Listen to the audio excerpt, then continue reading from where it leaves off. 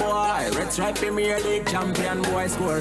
Every goal when I run from, boy. Red Stripe Premier League champion, boy, now. Pop down, we run the marathon, boy. Them wish I never made it, that the champion, boy, fan. Nah, man, I don't a songsters, boy. Red Stripe Premier League champion, boy, yeah, yo. Hello and welcome to the National Stadium in Kingston, Jamaica. The battle for the holy grail of local club football is minutes away from beginning. It is the final of the 2016-2017 Red Stripe Premier League season.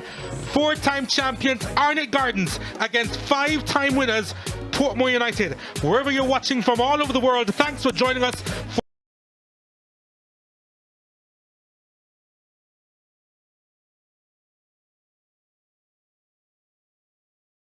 A 10% chance of raining, humidity at 72%. But I tell you what, this is expected to be an absolute cracker. Bleachers filling up nicely. My name is Donald Oliver. I'm hanging out with Merron Gordon. George Davis is also here. You'll be joining us in a little while. Merron, your thoughts on this matchup? Donald, I think this one is going to be a cracker. You know, you have two teams here who basically about 2 or 3 months ago, they were basically nowhere near the playing at their top football, and now both of them are in tremendous form. You have an Arnett Garden team, you know, well coached, well organized, and running like they are running off some type of oil or machine. And you have a Portmore team who is doing well both here and doing well in the CFU League. That's Edward Siaga, who's of course the chairman of the Tivoli Gardens football team. And you see Omar Davis there from the constituency of Arnett Gardens, representing that constituency for many years, as he's expected to, of course, support this Arnett Gardens unit tonight. And their coach Jerome Waite in particular, he's seeking to get another title under his belt. I'm wondering how he's feeling at the moment. You know, I think he's definitely the coach for this Arnett team. You know, every time they're in problem, you know, they can call upon a Jerome Waite. You know, in this season, Donald, they had some problems at the club, and he basically managed the players, and now they are all playing for him, and they're working so hard in doing so. And you know, kudos to them, because they're in the finals, and I think they're going to do well tonight. What do you make of this Portmore United team in particular? The fact that they finished 4th in the league, they have now reached the final. Have you been impressed with their play? They can do better. You know, they have the players to do much better. But I think they're also, you know, if they turn up tonight, Donald, they can run away with this, because I think they have the players in the arsenal that can do so. You saw the frame of Visional Harris there. He is in the starting lineup for Arnett Gardens. The Arnett Gardens supporters out in their numbers. George Davis, he has joined us in the commentary position, having made that long trek from downstairs. He's as fit as a fiddle. I'm going to ask him his thoughts on this matchup tonight. Trek may have been long for you, it was short for me. Yeah, I'm expecting a fantastic game. Of all the big teams over the years that Arnett Gardens meets at crucial points of the season, championship games, mid-season finals, or climactic occasions as tonight's is, Portmore United is that big team that Arnett always seems to have trouble with. And you know, another team I'd have been brimming with confidence for Arnett Gardens and their supporters, but Portmore just always manages to give them a tough fight every year. Let's see if that pans out tonight. Well, this is a mecca of Jamaica's football. In past World Cup campaigns, it became known as the office. Now two teams have an appointment with history. And now the anxiety that they must feel, the spectators as well, as they look on their teams making their way out to the middle, coming out of that McDonald tunnel. I wonder how they are feeling right now, moments away from the start. Every good team, every good player, you know, you should have a bit of nervousness at the first, but as soon as they start playing, as soon as they get that first touch of the ball, Donald, you know, all butterflies will be gone. But these players are big players. These players live for big occasion, and I know tonight this is a big occasion for them, and they're going to do well. Ladies and gentlemen, just about time for Premier League football final. Arnett Gardens against Portmore United.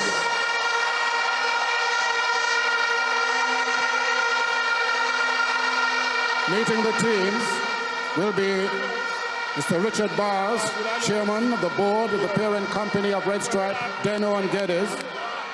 Also with him, Greeting party making their way out to the middle, led by one Mr. Edward Siaga, former Prime Minister of Jamaica. Raymond Anderson, Vice President of the Jamaica Football Federation. Don Anderson, President of the PFAJ, also there. The Minister of Science, Energy and Technology, Dr. Andrew Wheatley, in his Jamaica jersey.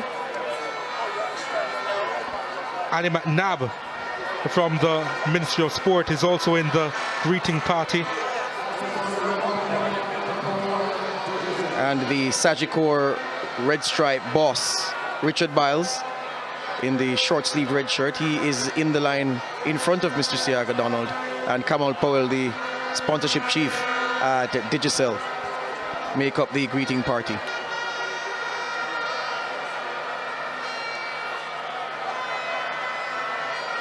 It's a big night for these two teams.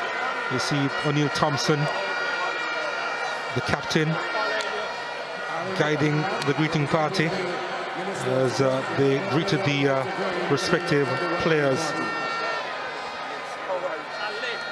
And now we'll pause for the singing of the national anthem. The national anthem to be performed by Nickett Morgan Williams. Nickett Morgan Williams will be singing the national anthem.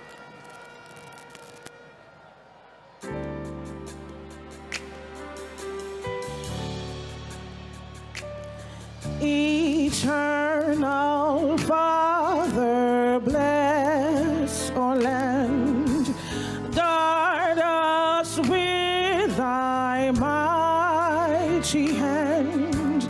Keep us free from evil powers. Be our light through countless hours. To our leaders, great defender, grant true wisdom from above. Justice, truth be us forever. Jamaica, land we love. Jamaica, Jamaica, Jamaica, land we love. Teach us true respect for all. Stir response to duty's call. Strengthen us, the weak to cherish. Give us vision lest we perish. Knowledge send us, Heavenly Father. Grant true wisdom from above. Justice, truth be us forever. Jamaica, land we love. Jamaica, Jamaica, Jamaica, land we love.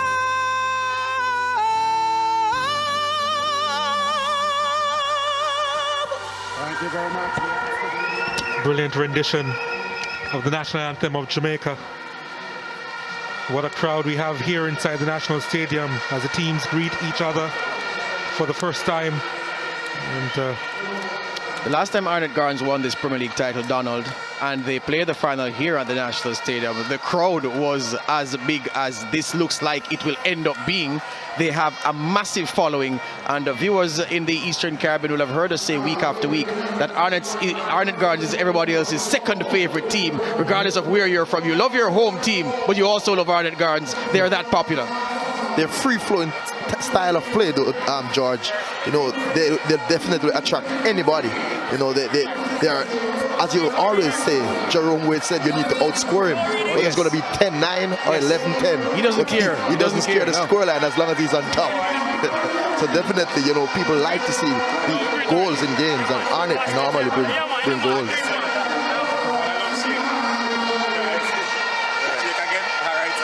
Daniel Portmore will be in charge tonight. Will be assisted by Stephanie Daly Singh. Nicholas Anderson, second assistant. Edward Hamilton will be the fourth official for tonight's final.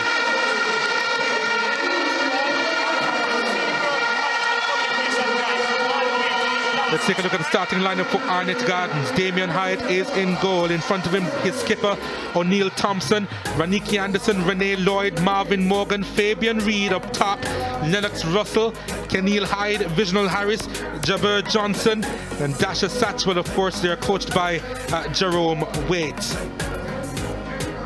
And this is how they'll line up. This is how they line up every week, Donald. You know, free-flowing, attacking football, three at the back. You know, you have the leader at the back there, though, O'Neill Thompson. Always organizing, always shouting instructions from the back. Arnett Gardens, very, very dangerous. Their starman in recent weeks, number 13, Fabian Reed, told us the last time that he's played 9 positions for Arnett Gardens over the course of the season. The only thing he hasn't done is played goalkeeper or centre half. Everywhere else he has been. And that is always a good player to have, George, as a coach. A player that is willing to do anything to win or anything to play for his team. Siobhan Sean Paul is in goal for Portmore United. In front of him, Damano Solomon, Andre Dice, Kareem Manning, Malik Foster, Ewan Gradison, of course, is the captain, Ricardo Morris, Michael Binns, Roberta Johnson, Damian Binns in the middle of the park as well. And up top, we see Jeremy Lynch. And he's replaced Jovan East. Yeah, Jovan East hasn't quite sparkled this season as he did the last campaign. But the man I'm interested to see, number 10, Malik Foster, and number 8, Ricardo Morris as well. They're dribblers, Donald and Meron. They're going to relish the conditions here at the National Stadium. Expect the Arnett Gardens defenders to do what they say in England. They call it reducers. To give them reducers early. Some nice tackles that are just on the legal side, but strong enough for the players to know that they're in a game. And they are not only dribblers, George. They are very speedy players. And that is one weakness of the Arnett team too. Sometimes they are very slow at the back. So let us see how they're going to cope against these two very excited players. It's going to be really important for Portmore to be patient when they do have the ball. Arnett Gardens, of course, super quick. It's Portmore will kick off here the 2016-2017 RSPL final at the National Stadium, and we're off here at the office. And it's Portmore United with the possession. And as I mentioned before, they just want to control the tempo of this one. Arnett Gardens, of course, they also play the possession game, but they are so quick on the ball. And Jeremy Lynch over on the far side making space, almost finding Malik Foster, who was making that run inside the area. Of course, Jeremy Lynch is also a very speedy player, but he's also has brilliant movement off the ball as well. Jerome Waite, of course, is the head coach of this Arnett Gardens team, the most successful coach in the club's history. Jerome Waite. Morris trying to do the 1-2 with Ewan Grandison. Portmore trying to come the other way. Fabian Reed will get there before it crosses the line. Does partnership with Lennox Russell. Reed continuing his run, but Russell will get the throw in over on the far side. One of the weaknesses for this Portmore team since this season, though, Donald, is they do not react to the transition from offense to defense quickly enough. And this Arnett team is a very, very good team on the counter-attack. Ball sent inside the area, easily handled by the Portmore United defense, and now they charge forward. Ball sent over to the right-hand side. It's a beautiful weighted ball. What a move by Foster! Oh, what a goal it is! Malik Foster, you beauty, gets Portmore United in front. It was slick movement by this Portmore team. Malik Foster. That was just brilliant. His 7th goal this season. The 20-year-old on fire in that play. And Portmore tell you about Malik Foster and the danger. I knew there was danger from the time that Portmore United caught the ball in the transition, and it was on the foot of Michael Binns. An intelligent switch to his left, big diagonal. Andrew Peart mentioned that in the build-up, and then Malik Foster over the head of the defender, and then the feather touch at the end to just knock it beyond Damien Hyatt. That's a brilliant goal. Wicked counter from Portmore United, 1-0. In the pre-game show, Donald and George, we spoke about this midfield of this Portmore United team. Grandison and Michael Binns, dangerous players, work hard and can pass a ball from almost anywhere. And that was a brilliant pass by Binns, and it was expertly taken by Foster and finished. It's Portmore 1, Arnett 0. Well, they call him Messi, and you could see just a glimpse as to why. Foster was absolutely brilliant there. Arnett trying to respond quickly. Ball didn't reach Renee Lloyd though. Portmore United with a very confident start. Well, we saw Malik Foster deployed from the start against the UWI in the second leg semi-final. He struggled, Donald and Meron, because of the condition of the surface at the Uimona Bowl. It's a billiard table in comparison here at the National Stadium. He's going to play well. Well, he can't, again, not play well because he has the game's lone goal so far. Comparing that field with this, Donald, is like cheese to chalk. You know, this is the best field we have in our island, and you know, this Portmore team being a passing and playing team, they're going to exploit the good surface tonight. Jeremy Lynch didn't like that call. He felt that he was onside. Jerome Waite must be thinking a whole lot of things now. But the thing about it is that he has conceded early, and of course there's a lot of time left in this game for Arnett Gardens to try and plot a comeback. And the thing about this also, George spoke about this earlier, where you can say that this Arnett team, each time they play against Portmore, they always seem to be in problem. Nice touch from Foster again. He's had a really good start. Here he's on the ball, almost got through to him. Interception though by Dash's Satchwell. A big unit, that Satchwell, 23 years old. Former player of the Clarendon College team. You do know all the Clarendon players, do you? Yes, sir.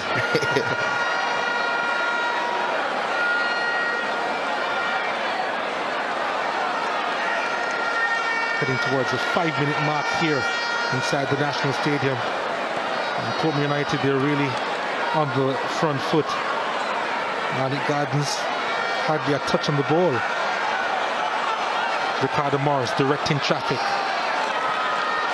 Just couldn't find Damien Binns on that occasion. And the point I made about Arnett having trouble with Portmore over the years, gentlemen, even when Portmore was known as Hazard United, Arnett Gardens always had trouble with Hazard. I never knew why, and it's been borne out so far. Kept in play, Fabian Reed capitalizes, sends this one inside.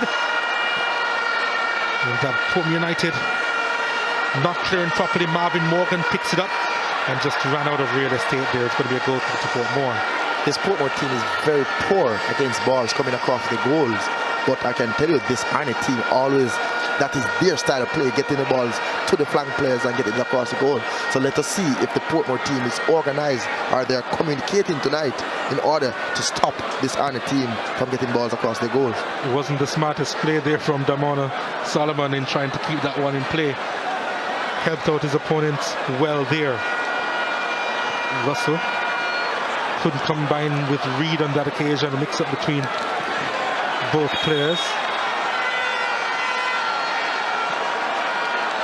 What a start Foster has had.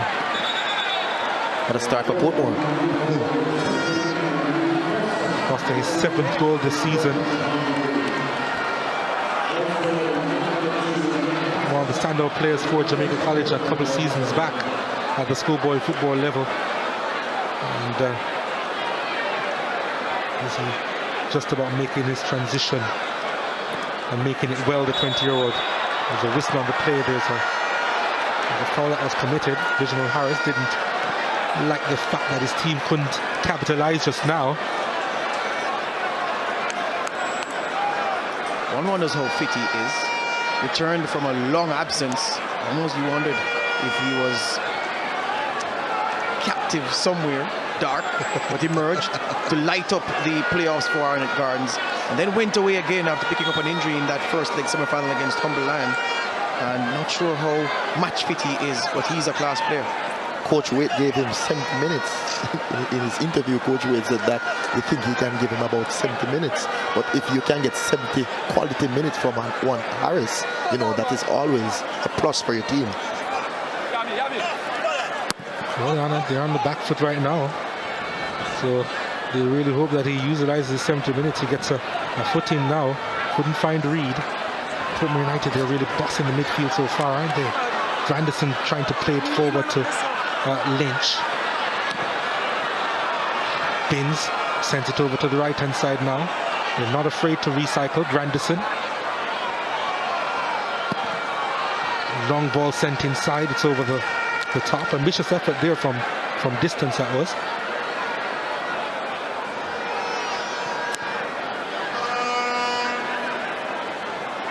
It seems as if they're playing Ricardo Morris in a deeper role than usual. More central. I think it's because of his ability to drive at the defenders. You know, I always speak about this Arnett team, and especially Bigger Thompson. Even though with a lot of experience, he does not have the leg speed. So when you're running at him, it can be very dangerous. Well, Portmore United on the attack. Malik Foster with a little space finds Ricardo Morris, who has an educated left foot, decides against a shot. Binns. Well, he lost it to Harris, who gets by one. Couldn't get by Binns. Damian Binns. Jeremy Lynch. Was he fouled? Referee says play on. The clearance made, not the best. Portmore looking silky smooth. Manning trying to get that one inside. He gets the corner instead. Portmore playing some good, sweet football combination plays in and around the box. And if Arnett Garden does not track or does not pick up the running players, they are in for a long night. Linwell Dixon looking pretty contented. Of course, he's won the Premier League as a player as well. The corner kick is sent in as a back post. Heads go up, didn't get a proper connection on it. Jeremy Lynch trying to capitalize on it. Just managing to clear their area. Marvin Morgan now picking it up. Morgan has some speed, keeps that one in play. Needs some help. Just lost it.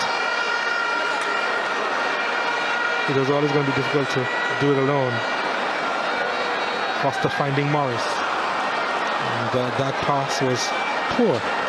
Gentlemen, I don't think the Arnett Gardens team adapting to the wide open spaces on offer here at the National Stadium, especially on the left-hand side of their defense. Lennox Russell not doing enough to track back and help his midfielders over there to close down the spaces that Malik Foster is looking to run into, and which the Portmore United midfielders are looking to pass into as well.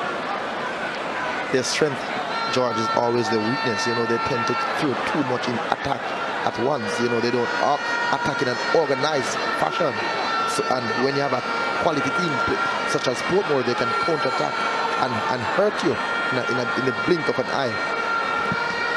Arnett Gardens trying to get another attack going, and that pass going into touch. Of course, this team got the last available spot just after registering 13 wins and 13 losses in the league.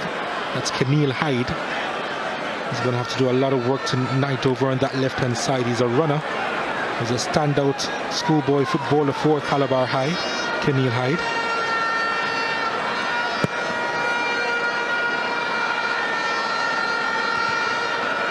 Easily handled there by Bigger Thompson. Again, Thompson called to work, landed awkwardly, gets the free kick as well. And it's not very often that we see O'Neill Thompson go down and then remain down. Hit his head on landing, so doesn't look to be concussed. He should be okay. He's a big guy. Felt the impact from that. Yeah, he landed awkwardly. He's wearing the captain's armband, O'Neill Thompson, looking to get his second Premier League title for the club. Here's Arnett on the attack. Russell sends it across. Was looking for Reed. No problems there for Sean Paul. Took a deflection of Damona Solomon, which took some of the sting out of it and directed it into the path of the goalkeeper. Good defending.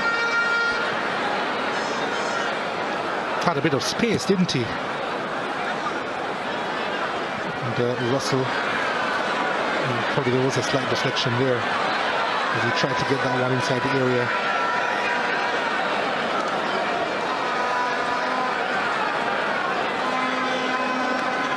Just wondering what the coaching staff was thinking in starting Jeremy Lynch instead of Jovan East. I think it's his height. You know, because this Arnett team, you know, have some amount of height in the back line, you know, and Lynch is a stronger player in the air. So I think that's the reason why they gave him the nod. It's a good point, as well as his physique, because he's taller, he's bigger than Jovan East. And when you're defending against men of the size of O'Neal Thompson and Reniki Anderson and Javier Johnson, who have the height and presence, you need a forward who can mix it with them.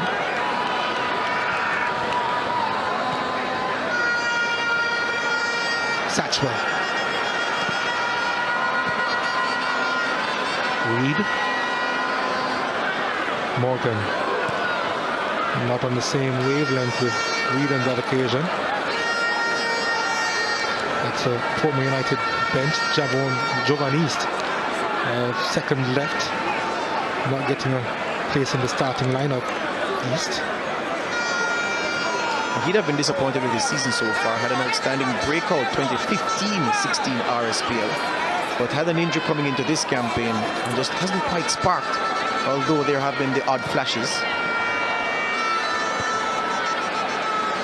He's been known to pull out the spectacular. There's Arnett coming forward. Lloyd just couldn't keep it under his spell there. It's a throw in to Arnett Gardens. Reniki Anderson to take it. It may just be a long one. 3 players inside the box. One of them, Harris, didn't have a lot of support as he tried to find a partner inside the area. Anderson, pass easily handled by Portmore United. Here they come. Foster on it. Was tripped. Gets a free kick. Good covering though from Fabian Reed, running from his centre forward position to chase the winger into as he ventured into the channel, while Lennox Russell stood and watched him. And that's the indiscipline that cost Arnett Gardens the space for the goal, because when Binns passed to his left, Foster was by his lonesome, and the winger who should have been tracking him back was walking with the play. I think that is one of the reasons why, you know, Coach Wade always give Fabian a chance, George. He's always willing to work hard. And when you have a striker pressing the ball so high up the pitch, it's always better for you, because the closer you can win the ball to your opponent's goal, it's easier for you to score. Point. Portmore United with 54% of the possession so far. On Gardens, of course, with 46. Malik Foster again with some space. Decides to go left. Damien Binns keeping it in play. And couldn't get the return pass that he desired. Now it's with Morgan. Lost it. Grandison gets away from Harris. And Morgan, well, not really. Morgan committed the foul. Portmore United. Angry there that he didn't get the call. He felt he was fouled, and in his fury brought down the Portmore United skipper. Just had a quiet word with him, the referee did. He's had a good year, Marvin Morgan. He has improved his distribution of the ball. That was my main issue with him. Well, that was his main issue. Worked hard, but just never used the ball properly. Has improved on that immensely this season. Ball sent inside the area, looking for Malik Foster as well as Lynch. And, they were asking for the corner kick, and they got it in the end. Well, that was a tantalizing pass inside the area, and the two Portmore players were really close to it then. And the threat with Lynch also to Donald. You can see both players basically have to be trying to go with him there. He's very dangerous in the air. corner kick to Portmore United, trying to get a second goal. Flicked in at the near post. Just wide in the end. Jeremy Lynch spoke about his movement of the ball. Met the ball first at the near post. Couldn't guide it in though. Very good move by Lynch there again, breaking to the front post. But unfortunately, he didn't get it on target. Just the one goal to his name, Jeremy Lynch. But he always provides that extra up front. And that one goal to his name, Donald, it was a Monday night football game. Right here at the National Stadium. So I guess you can say he likes scoring at the office. Especially on a Monday.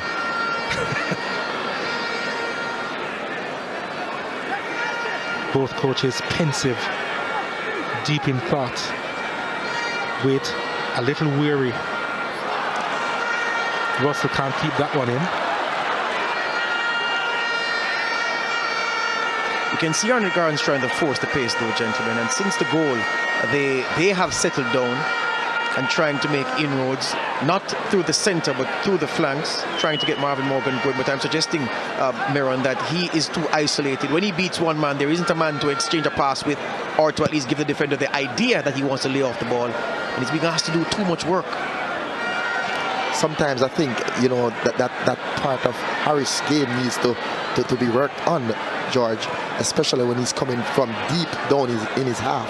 I don't think he joins the attack quickly enough, you know, to make combination plays with his strikers or even his wingers, as you suggested with Morgan. Michael Binns committing the foul there. Free kick to Arnett Gardens taken quickly. Harris looking for the outlet in Reed. And he was robbed of the ball, so it will go the other way. Portmore United have been very patient so far and accurate in most of their passes. Lynch once again was looking for the foul, gets up quickly and trying to regain the possession. And long ball looking for Morgan. Goes out into touch, throw into Portmore. The thing about playing the lone striker though, you know, when you have a player such as Lynch, he needs to hold up that ball until the midfield can push up, you know, to join him in attack.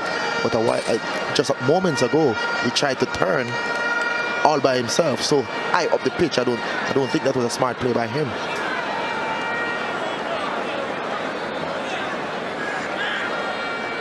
So many individual battles on the field of play. Almost amazing that Foster was able to get so much space, and Morris now with a bit more space. Can't take the shot from distance, decides against it. Kept in play, needs a good cross.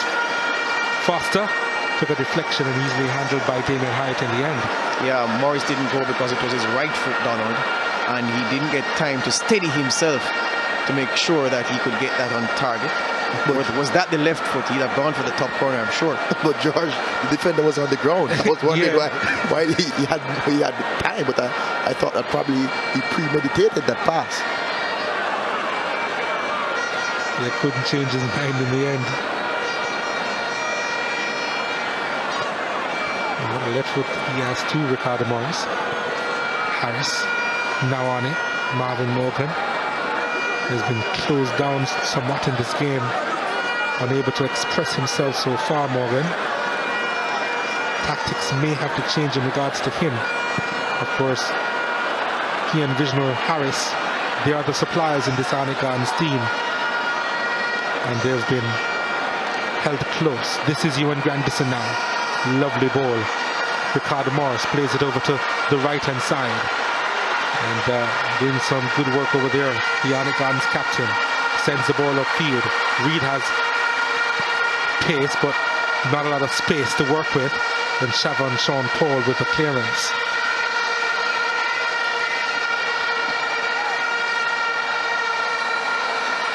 Bustling work from Neil Thompson just now. Surely that took a lot out of him.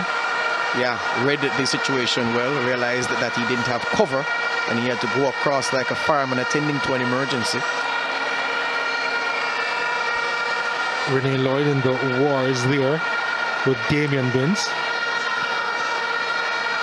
Harris. Reed. Harris. Reed. Harris was fouled. Free kick to Arnett Gardens. Damien Parchment going across to Andre Dice. No card is shown. Just some words. Dice is known for some really silly tackles, Donald. And I'm wondering what he was doing there, because Harris was so far up the pitch, the ball basically was passed, so it was a late challenge also. He's very lucky he's not in the referee's book. Portmore, they have committed 6 fouls so far. And Sean Paul trying to set up his wall. It has to be accurate. Couple of Arnett players behind this one.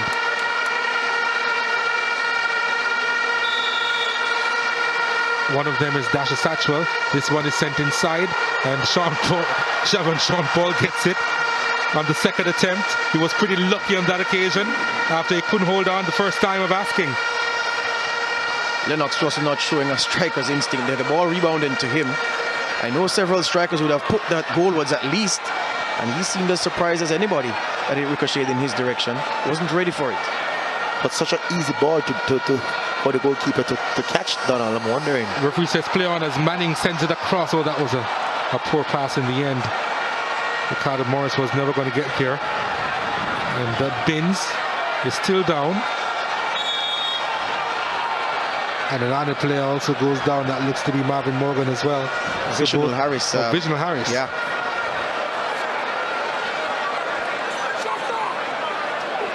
Yeah, was trying to flick the ball around the player with the right foot and got a crunching tackle. Feels it was deliberate to try to aggravate his injury. He's protesting to the referee, who's having none of it.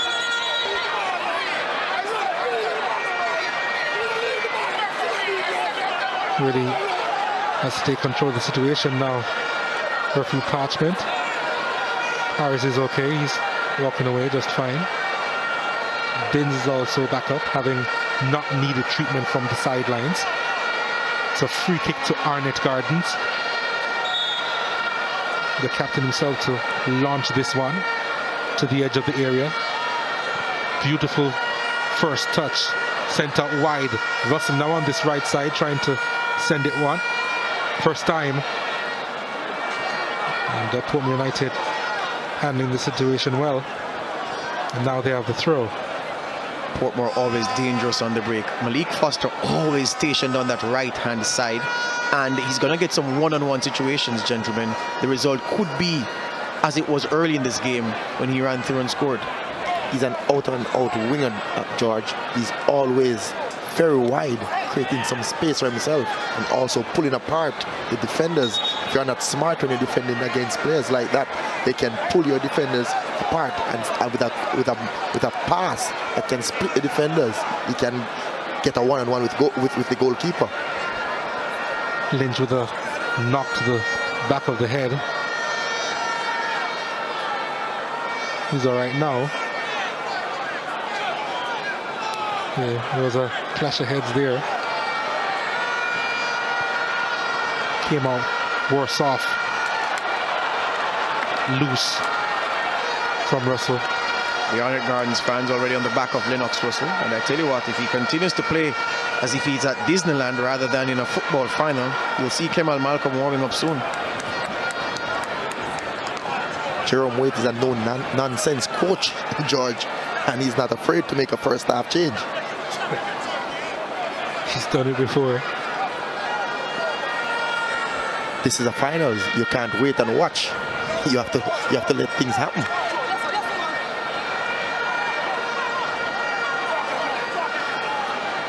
Portmore United players, they seem to be a little bit more urgent, especially when they're in possession. And Lynch was fouled again. Again, Renee Lloyd in the middle of it.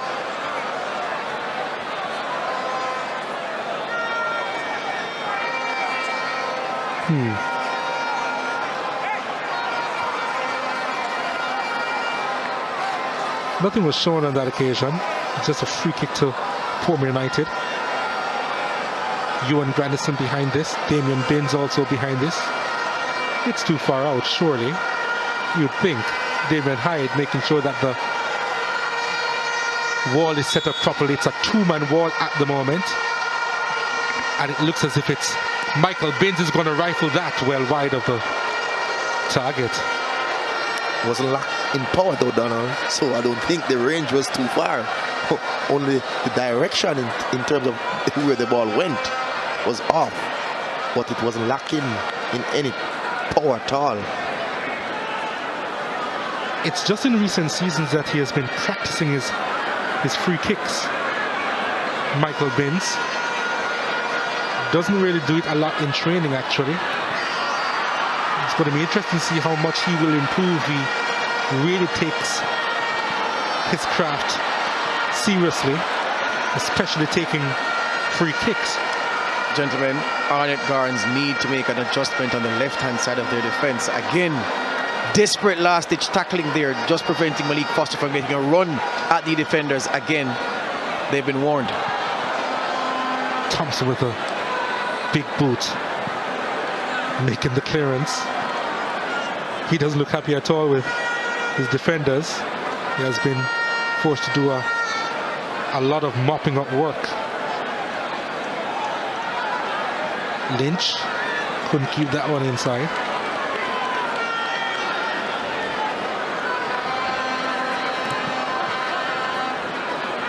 Heading towards a half-hour mark. And it's been mostly Portmore United in this first stanza. They're the ones with the chances. They're the ones with a goal, of course, in the second minute of play, thanks to Malik Foster. Arnett Gardens, they haven't come out of their shell as yet. What can be done with this attack? Ball sent over to the left-hand side. Lloyd allows it to go to Marvin Morgan. Morgan, he has some skill, but he has a couple of defenders. Finding Harris, back to Morgan, back to Harris. The interplay between those two working out well. Lloyd chips this one at the back post, too far for Russell, who has to retrieve it. Sends it inside, well handled by Portmore. Now here's the one they call Messi. Foster skips inside, looking for options. Gets by a second challenge, sends it wide. Lynch on the ball. Foster continuing his run. Lynch to the byline, needs some help. Pulls it back. Ricardo Morris on his left foot, blocked. Still a chance for Portmore United. It's Grandison. Straight to the keeper. Should have been better. Brilliant counter-attack from Portmore United, led by Malik Foster.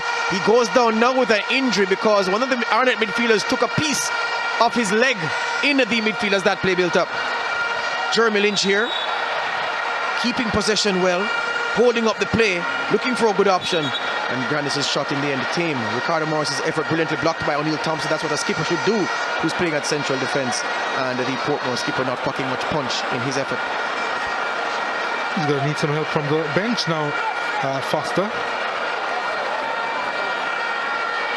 For the game's sake, though, Donald, I'm hoping he's okay, because he's been having a brilliant game so far. The Portmore flag is flying high inside the National Stadium. John Waite pacing the sidelines, again deep in thought. And you see the move again. So that was the goal, actually. Foster in the second minute of play. Brilliant movement, managed to get the shot off. Thompson trying to clear his lines, couldn't. And Foster's strike, the difference between the teams. 3 shots on target for Portmore United. Arnett yet to register 1. Lloyd sends this inside. At the back post is Marvin Morgan. Was looking for the penalty. Gets the penalty. Soft. I think so too. Let's see the replay, but my initial reaction is soft, and I've gone for it. I'm not doing the usual thing to say wait for the replay to see, because the referee has one chance, and we're going to criticize him if he gets it wrong. I'm going to say soft from the actual run of play. The referee was very close to play, but the defender, though, Donald and George, I thought that he should have just kept his cool. The player was not even so much of a dangerous player when he had the ball here. He should just basically go there and block the ball. Good call. But it was a brilliant call by the referee at the end. Probably because it looks so obvious from here that he was looking for the penalty, but the defender really got sold. Agricultural tackle. That was a brain wave, a brain F, and I don't mean, well, you fill in the blanks, Donald. Poor defending there. The man behind this one for Arnett Gardens, Fabian Reed. Saved by Shavon Sean Paul. He was looking for his 9th goal this season. Fabian Reed couldn't get it. He was denied. Arnett still with the possession. Still looking for the equalizer. Big chance! Over the crossbar. How did Lennox Russell miss from there? Lennox Russell has been having a nightmare thus far, and he himself is asking himself that question, Donald, from point blank range, but falling away. And when footballers fall away in those circumstances, they often end up putting the ball over the bar. Seeing Paul going down low to his right to keep out Reed's tame effort. And then the Arnett Gardens player stuck at it. The ball found itself to Russell, and falling as he made connection, he lifted it over the bar. Poor effort. George, after missing a penalty and miss a goal 3 yards out, how can you come back in a game like this with Portmore playing such sweet football? Not the best pass from Lloyd. Goes out for a goal kick, but yeah, Arnett Gardens, they haven't been sharp at all, and it's almost not surprising to see that missed effort there from Lennox Russell based on the type of a game he's had so far, George. Yeah, he's been poor. He's been one of the poorest attackers in a red and black shirt, Lennox Russell, and that man has been good, especially as the season has got old. Fabian Reed, and missing the penalty to the frustration of his coach, to the satisfaction of those gentlemen in blue.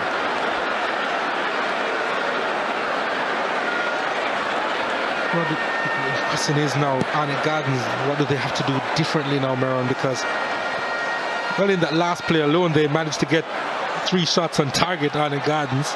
Before that, pretty much nothing for half an hour.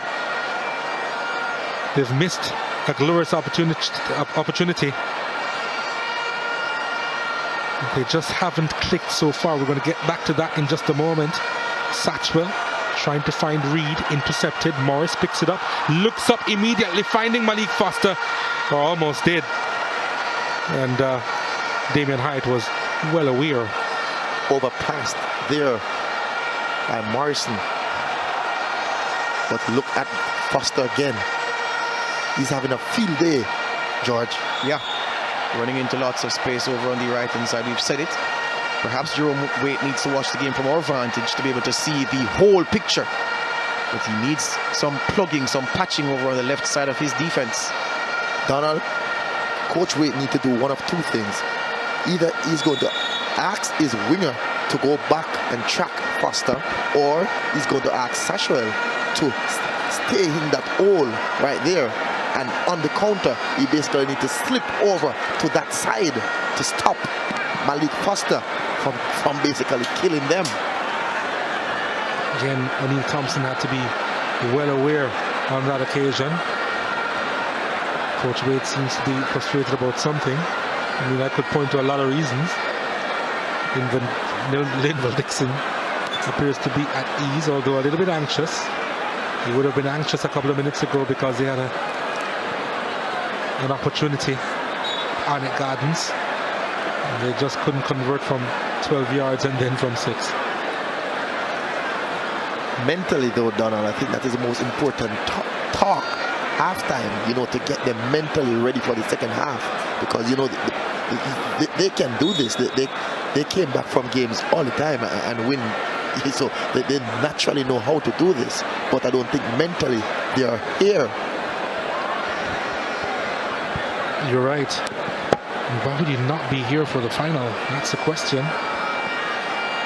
Why would they need added motivation? Another whistle on the plate. Free kick in a dangerous position. Renee Lloyd cut down. And this could be interesting. Yellow card comes out. Shown to Ewan Randerson. And when you have your holding midfielder getting a yellow card in the first half, that can spell danger for you, because he's going to be playing on the line basically for the rest of the game. And Grandison is naturally a hard-working player in the middle of the park.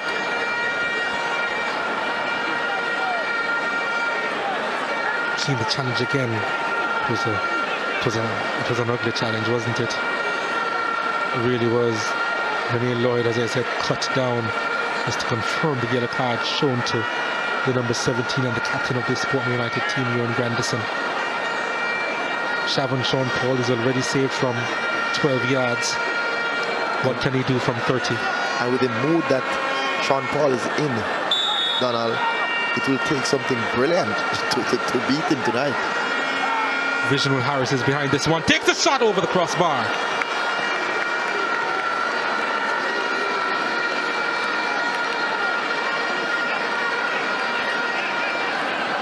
They're not hitting their markers, Arnett Gardens, tonight. One thing I can tell you though, Donald, it's very hard to beat Arnett Gardens with a single goal. So even though Portmore, he's having the better of play, they need more goals in order to put this game away. They've had more goal attempts, Arnett Gardens, but just a 3 on target for the Junglists. 50% of Arnett Gardens' goals this season have either come 15 minutes before the halftime interval or 15 minutes before the full-time whistle. So they just have to remain sharp, this Portmore United team, and not concede with about 6.5 minutes to go before the halftime interval. Concentration is always important, especially close to the intervals. So players just, it's something that coaches normally, speak about. And the fitter your players are, Donald, the longer they will concentrate for. Morris, Foster, slowing the game down, switching it over to Manning now. Manning pass wasn't telegraphed properly. There's now a whistle on the play. It's going to be a free kick to Arnett Gardens. Combination just now wasn't right. Renee Lloyd keeps it in play, touches it inside to Russell. Russell was being pulled back, gets the free kick.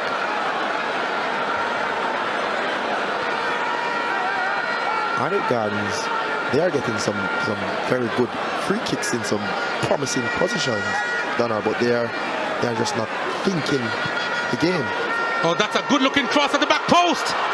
Couldn't get behind it properly, Visional Harris. That was a big opportunity there, and Harris probably saw it a little bit late, probably had an awkward bounce, who knows, but he just could not put that one away to get his third this season. That was a better free kick by the Arnett team.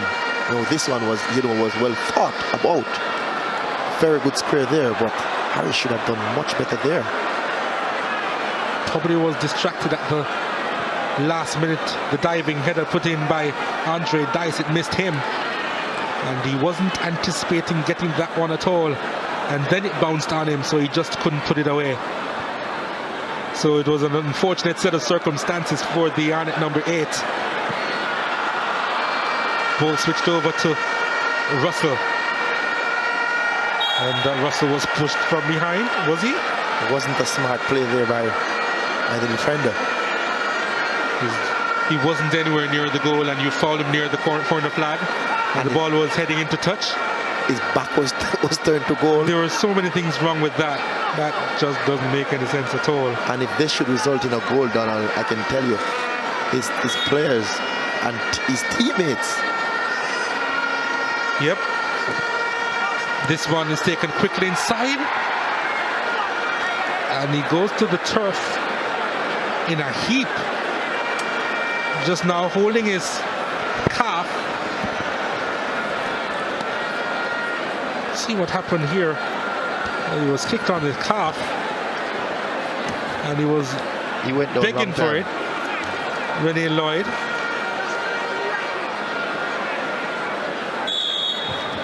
The question is, was he lucky to get away with that, Michael Baines?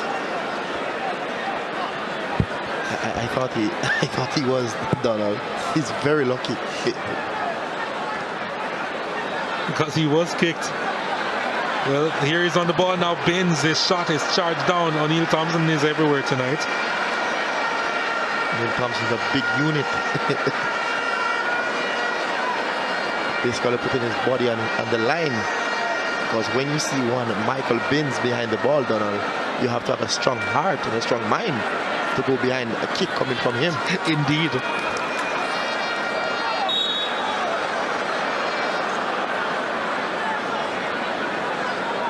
So just about 3 minutes to go before the halftime interval. Portmore United with a 1-0 lead over Arnett Gardens. You know, I suspect that if you're going to be writing the script of this RSPL final, that you wanted it this way. Portmore to go ahead, Arnett to try and come from behind. That is definitely a second round battle that everyone in the island would want to see done. Portmore is good at holding on to leads, and Arnett is very good in getting back to winning games after conceding goals. And that's why people love this club, Arnett Gardens, because of their very nature, not giving up. Never say never attitude. But Portmore United, they have been resilient over the years. Quality team. Well coached, well organized, and they're doing very well even at the CFU championship. You know, so that was very good practice for them. Some may look at it as them being a little bit overworked as well, playing more matches than they probably would have wanted to. Of course, they would have been prepared to play those matches mentally, but it took a bit out of them, we imagine, especially in the third round of the RSPL. You can say that the management staff, though, Donald, they manage the situation well. You know, these players, at no point, you know, they look tired. Morris again with some space, decides to go to Malik Foster. Back to Morris. Just slowing things down a bit. Morris. Granderson now. And they're not afraid to recycle from the back. Although they'd have wanted a better outcome. Morris gets it back. They're attacking in numbers now, Portmore United, as this one is sent inside. And it goes behind for a corner kick.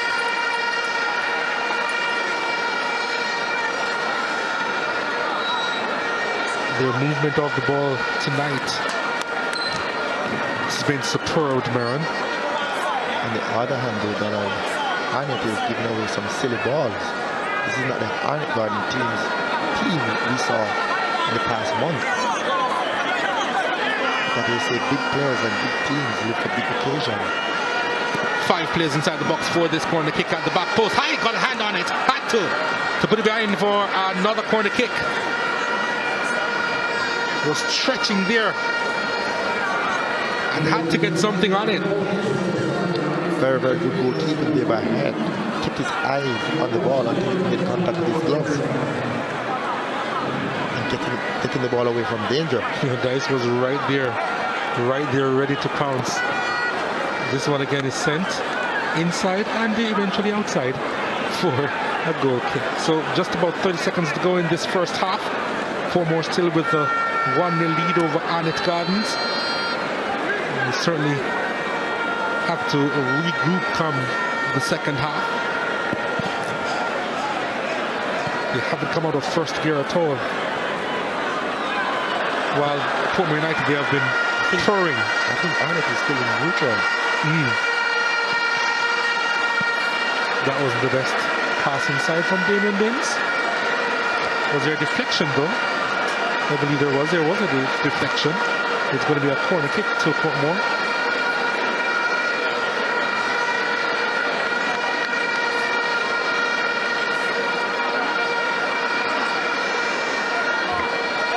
I think this is the final kick. And this one is sent at the back post. And they're appealing for the handball there, nothing doing. But that's pretty much the last play of the game. And after 45 minutes, Portmore United in front. Jerome Wick, well, he has a lot to work to do in the dressing room at half-time.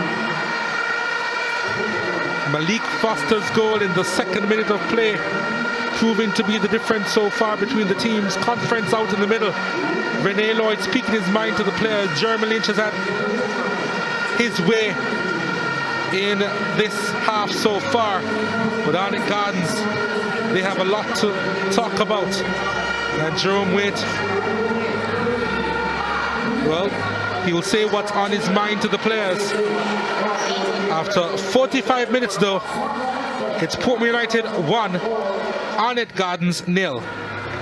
Yes, Donald, I can tell you though, tactically, this Arnett team needs to adjust to Foster because they are giving him way too much space on each flanks that he plays for this first half. And also they need to be more patient in front of goal in order to get a goal and equal, or should I say, bring this game to level and try and win it afterwards. Well, let's go to a commercial break. And when we come back, we'll break down the first half. It's Portmore United who lead by a goal to 0 after 45 minutes.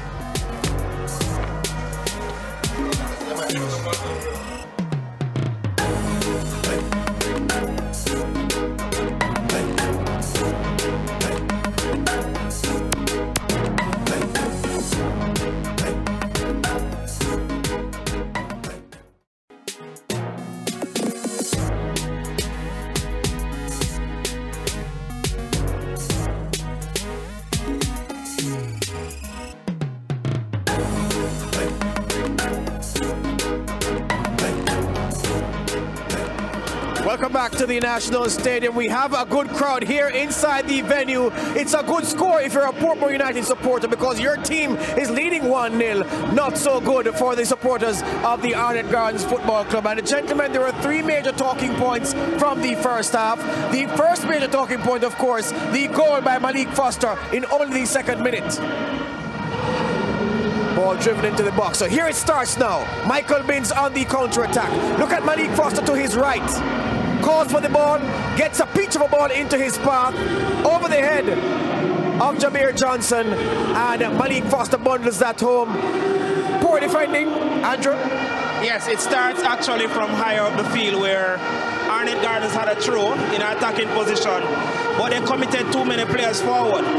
And so they left big gaps in the middle where Michael Binns could run into. And then on the other side with Malik Foster playing as a traditional winger, it's the responsibility of Kenil Hyde in the matchup here to follow him. But he was not there. So straight at goal for Malik Foster, 1-0 Portmore. Good goal for Portmore, bad goal for Arnett, Jermaine. I think it was just a brilliant counter-attack from Portmore, and Arnett bad defending. So I think we need to see a better second half from Arnett. All right, the second talking point, the penalty. Marvin Morgan would be brought down inside the area. Referee, close to the play, made the right call.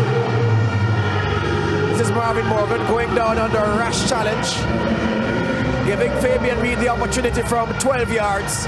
What would he do? Fabian Reid, Arnett's informed goal scorer in recent weeks, comes up and can't beat the keeper. A soft effort, Teddy. I think the keeper was already over there waiting for the ball, and he did not look up. He looked up at the last minute when the keeper was over there. Andrew, missed opportunity for Arnett Gardens there. Yes, they are not having the best of starts. Marvin Morgan will be dangerous because in that situation where Roberto Johnson committed the foul, he got scared of the cutback. If Portmore can have a next player joining him to create 2 against 1 against Marvin Morgan, then that problem wouldn't occur. But Marvin Morgan 1 against 1, likely to come out tops. All right, there was another contentious moment in the first half where Arnett Gardens felt they should have been awarded a second penalty.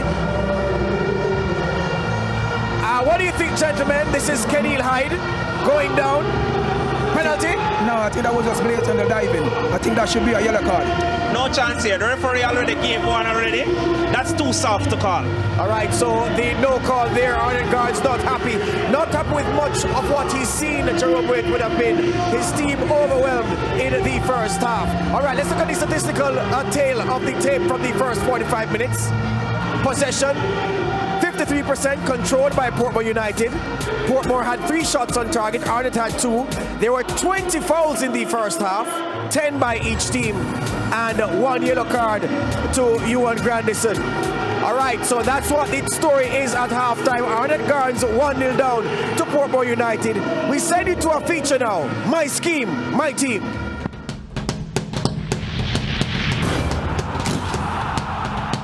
Big up that man at Salaman, you know? Miliko Bala, me I bring him from long time. Our Bala. From youth we can come to them big now. So big up a Bala at Salaman. My scheme, my team, Portmore United, that man at Salaman. Just finish a nice gym session, you know. Me have my link them and my rage them, and we have to deal with them, my scheme away. So, crocodile one big one. This is big. So me have look for fat jaw. Dice, right. So we are going to go in our village now, that are all harbor in our parish. So let's go. Can jump in there? Do. Battery run down. For a training day when I just done train and I want something for eat or so, I have to head to the beach and go try to get 2 fish from my general. We are head off and now go straight down a whole harbor bay, link up my general, do what you have to do from this. Alright. We are whole harbor bay now, so I have to link up with general. See general, this time I get my fish them from anytime I need it. I'm a real fishman about the place. Pasta bling. Any more that snap on part, I catch it away. We feel like more chillax would come and just go on and eat one and shed them. Nice beach and the bird them and enjoy myself. More while a player can't get injured or whatever, so you have to have something else where you can rely upon. Always have to have a business on the boat. Always have to go out and make money, so no matter what. So I have to always have this. Grandma, this I have to come look fair, you know. My scheme, I have to big up my granny from day one. As I can see, there's not much about me. We just school and home. Yeah, man. Always try to live loving no matter what. Yeah, man, we're national, you know. Always try to always give a helping hand to youth them, no matter what they want.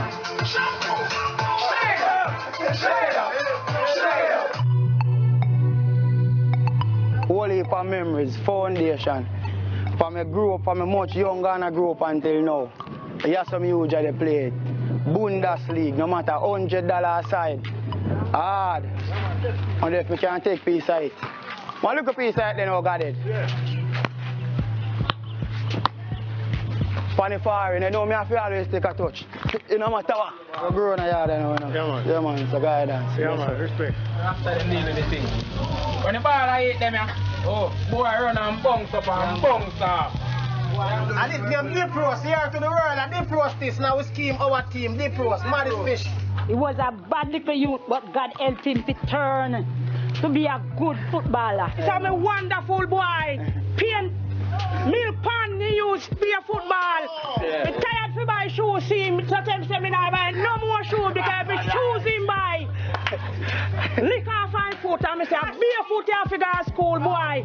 He said, Mommy, I want to turn footballer. And I say, we have to turn footballer, but I not buy no more shoes.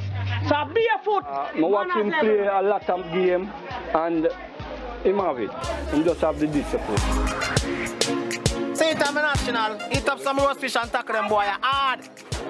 Eat up this roast fish, my general. Sunday evening, some calming porridge to get the foot them feet like this. And some well soap. Well, you don't know, the first lady there and the big woman there, so she come to represent the team Portmore United, as always. And she have to say something pertaining to what we are doing right now, so big woman, mommy me. Well, it's always a pleasure to be here with these players. They are the love of my life. I see that I'll check me live from my boss place, you see? Yeah, man. Matic, big up a boss lady. That man is Salaman, Portmore United. This is my scheme. Grab a red stripe. I got it!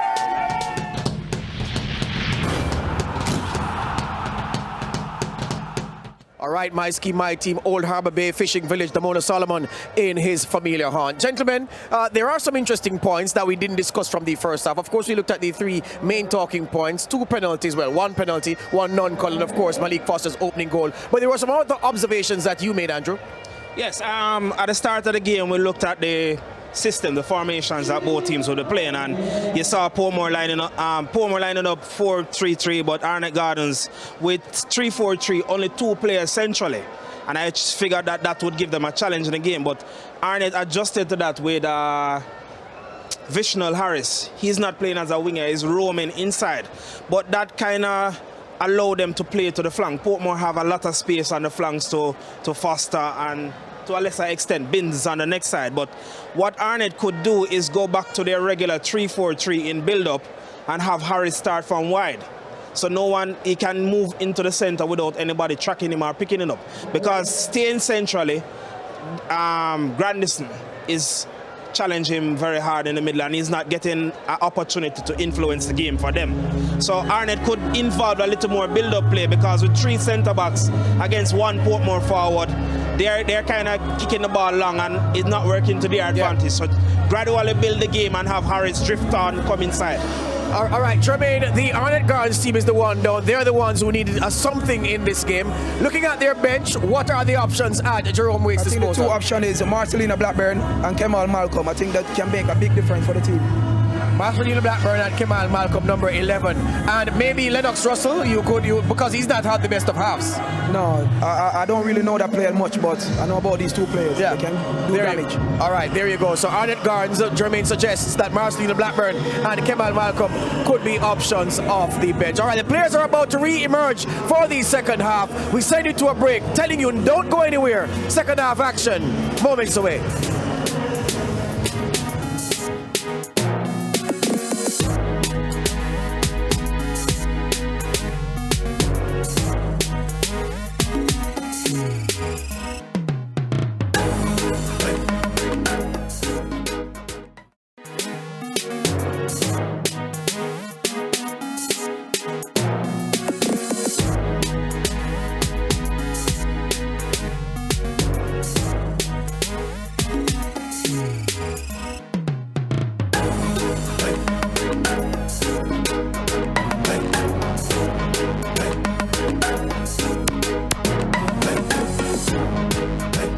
Welcome back to the National Stadium in Kingston, Jamaica. Portmore United leading Arnett Gardens by 1-0. Moments away from the start of the second half. And Arnett Gardens, of course, they are behind. So the onus is on them to attack and, get back level in this game, Maran. This 10-15 minutes of this game, Donald, is very, very important, Arnett Gardens, they're going to throw everything in attack. That's how they play. So this Portmore team needs to remain organized, need to continue to communicate, and hopefully try and get another goal. But this 10-15 minutes of this game is very, very important. So the second half is on the way here at the National Stadium. Arnett Gardens trying to get the attack going over on the right-hand side. They really have to do a few things different. Portmore United, on the other hand, well, they're the ones with the lead. They just have to manage the game, manage the possession as well. But an important point in terms of management, though, they can't sit back and allow this Arnett team to come at them, because we know that this Arnett team can be dangerous in the blink of an eye. No changes made by either team. As we take a look at the lineup of Arnett Gardens, then to the lineup for Portmore United. So still very much the same after the interval. We do expect a few changes to be made.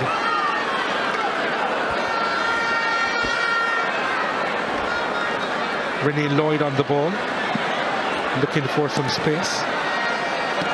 Poor pass inside, intercepted by Michael Binns.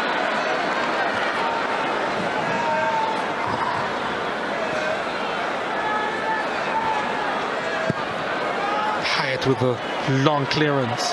Harris flicking the other hand. The header on. Shavan Jean-Paul collecting easily.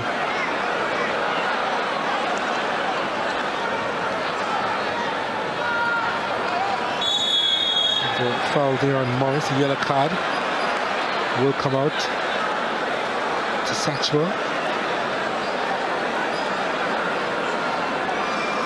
So both early midfielders from both teams are on a caution.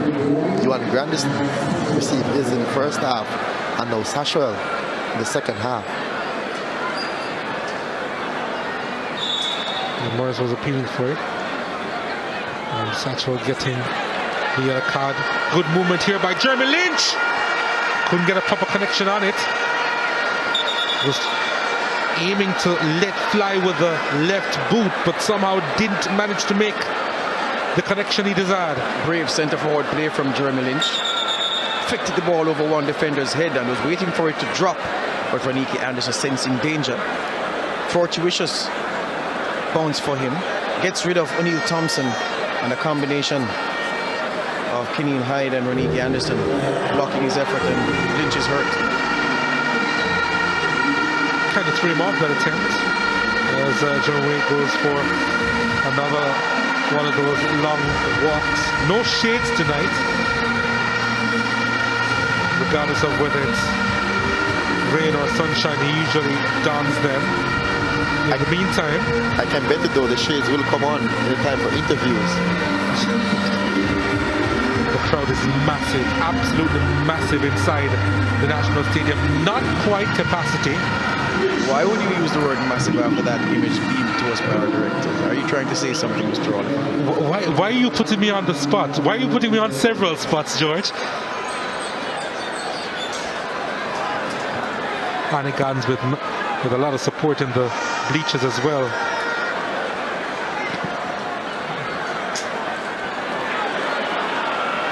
Can he keep it in play? No, he can't. Malik Foster.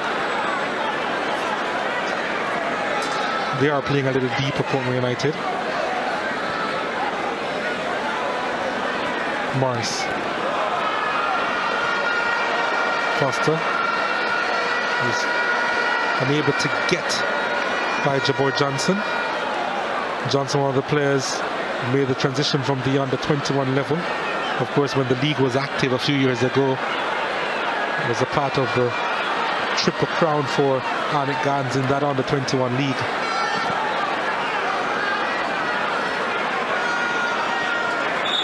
There was a collision there.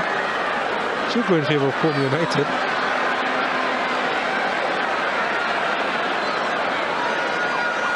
Jordan Granderson and Reniki Anderson colliding. Anderson was the culprit, although it seems as if he came out worse. That's like a wall hitting into a wall. The result is pain. Well, he's all right now. So to Granderson. Free kick to Portmore United.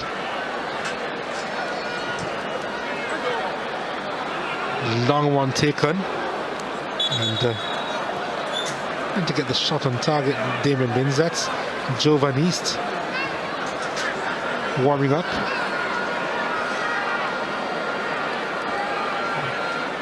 Is he being requested, or will he be utilized soon by Coach Linville Dixon? That's a question. Well, I tell you what, the vigorous nature of his warm-up does suggest that he's coming on. If I were asked to warm up as vigorously as that and then told to sit down, I'd be angry. Here's a corner kick for Portmore United at near post. It was Lynch who got there again. It's not the first time that we were seeing him winning the headers at that near post, trying to flick that one on. Just in time. Especially when you see East warming up with so much, should I say, aggression. Donald, you know, Lynch definitely needs to step up his game now. Beautiful movement. It's Lynch. His shot is charged down. Foster will pick it up. Remember, they called him Messi, although that turned out to be Messi.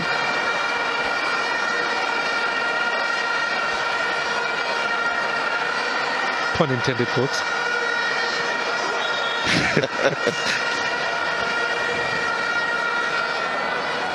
So that's Foster. Turned out to be Messi in the end. Throw into Arnett Gardens. So far, though, he's been probably the best player on the park, or one of the better players on the park. He's been having a very good game.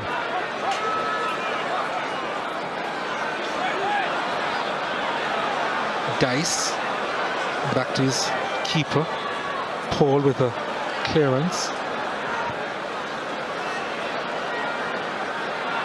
Russell couldn't get there. Went down easily, I thought.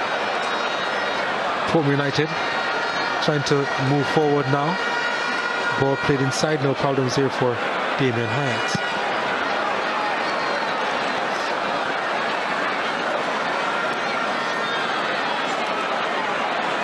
Good work at the back there by Roberta Johnson. Tactically, Portmore approached this game very, very conservatively. You can count how many times Michael Binns has passed and has ventured into the Arnett Gardens half, sitting alongside Ewan Grandison, and with Ricardo Morris brought into the midfield, not being as expansive in his play as he usually is. It's almost as if they're saying to Arnett Gardens, come for us, leave those spaces behind you when the attack breaks down, and we're going to counter-attack you and score. And they did that in the second minute.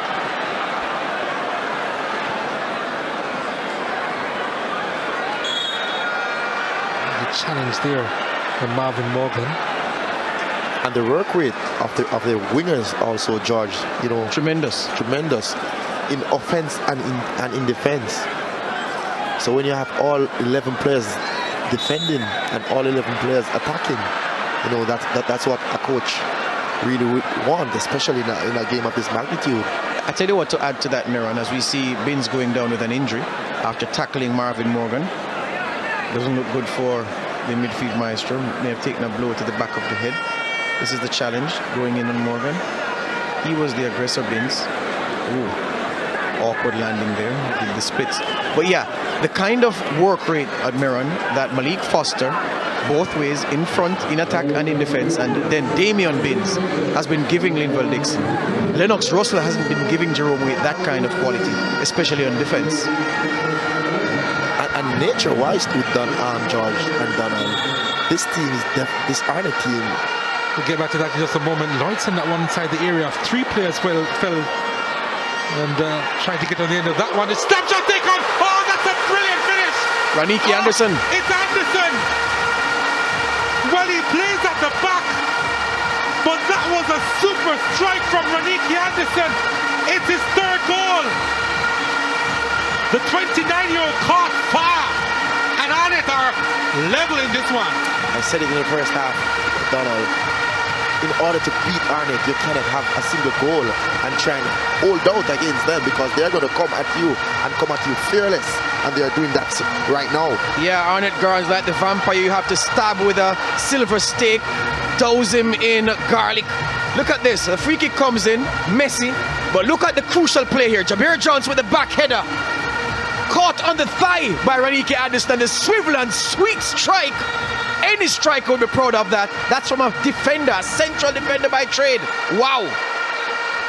Brilliant goal there. Well placed also to Donald and George in the corner of the goal. Brilliantly taken there by a defender. I was just impressed with the power of that one. That he managed to turn and then let fly with the right foot. And then it found the corner as well. It was just brilliant stuff from Anderson. One thing I can tell you though, it's game on. Gentlemen, meanwhile, we were admiring that play. Renee Lloyd came off the field, and I tell you, he's not looking good, favoring the right hamstring. Veteran player, quality player, but he is favoring that right hamstring, number 35, stretching it as we speak. Let's see if he lasts the course. Portmore United to get the corner kick now. How will they respond? And gentlemen, Jerome Waite has sent Kemal Malcolm to go to the warm-up track. Giovanni's preparing to come into Portmore. Kemal Malcolm for Arnett Gardens.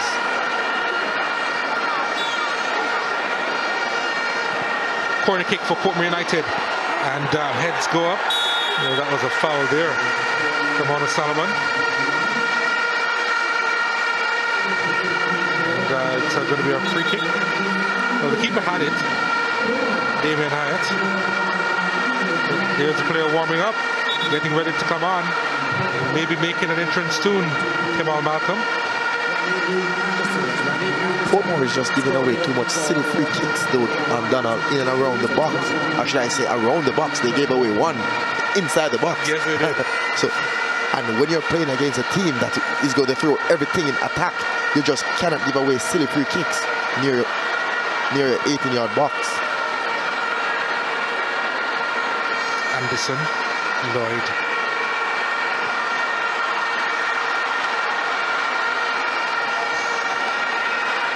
Arnett Gardens for a moment gave the hint that they were slipping out of first gear. But they have to do some defending now. Foster, or rather Morris, trying to find Foster. Long range effort, just wide. That must have been inches. That must have been inches. I thought that required a save, and Damian Beans also thought so too. That was creamed with the left foot. And Hyatt watched it all the way, and he didn't get anything on it. Not even sure if he had that covered. Gentlemen, I told you some moments ago that Rene Lloyd was struggling. Well, he's down now. Looks as if the right hamstring is gone, Rene Lloyd. They've sent for the stretcher. And poor old Rene Lloyd looks as if his final is done. While the players were celebrating the goal, he ran to the sidelines to get some treatment. Was stretching it and favouring the right hamstring. And I think it's gone. In fact, Jason Moore is set to come in, number 7. Getting some words from Jerome Waite, Jason Moore. This must be heartbreaking, gentlemen. In front of the biggest crowd for any football match, whether international or local, in the stadium in a while, you go off injured when your team have just worked themselves back into the game. Crushing for Rene Lloyd. He's inconsolable on the far side as Jason Moore comes in to replace him. Yeah, he's in pain, but I suspect the anguish is based on the fact that he's going to be missing the rest of the game. And we're close to the hour mark just to confirm that Moore has replaced him. Harris tried to get by his marker, couldn't. Portmore United trying to press through their captain. Grandison finding Baines of the Damien variety. The challenge was late and wild from the Arnett captain. Remember I told you earlier, Marin, about the reducer? I knew Thomas was trying to reduce the Portmore United attacker just now.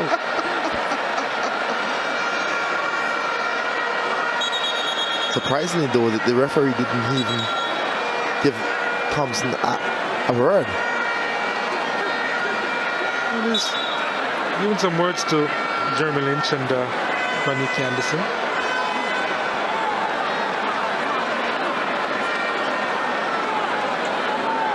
Jabber Johnson was also there as well. So far, referee Parchment is having a good game. Long throw.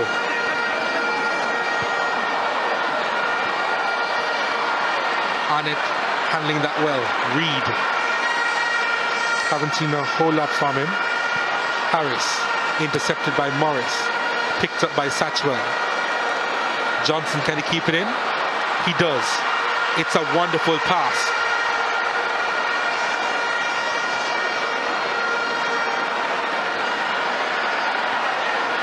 Anderson. Reed.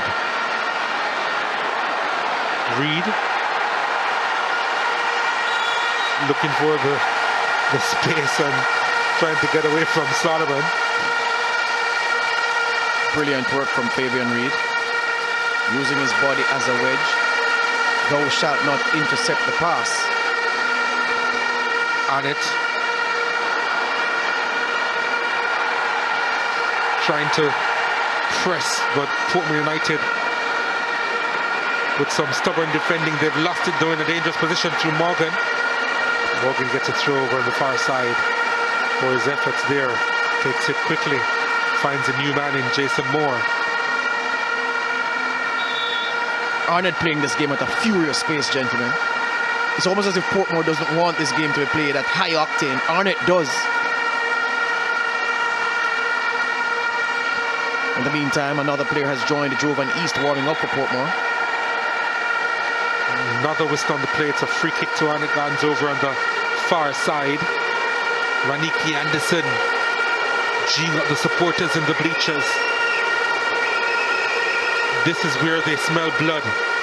They want to go ahead now. Arnett Gardens, they've sent a lot of bodies inside the area. I count 6. I just cannot understand though. Here is a free kick taken at the... Well, it went to the edge of the 6-yard box. Portmore United handling it. Sliding challenge there coming from Johnson. As I was saying though, I just can't understand why this Portmore team is giving away so much free kicks around the box after just conceding a goal from a similar position.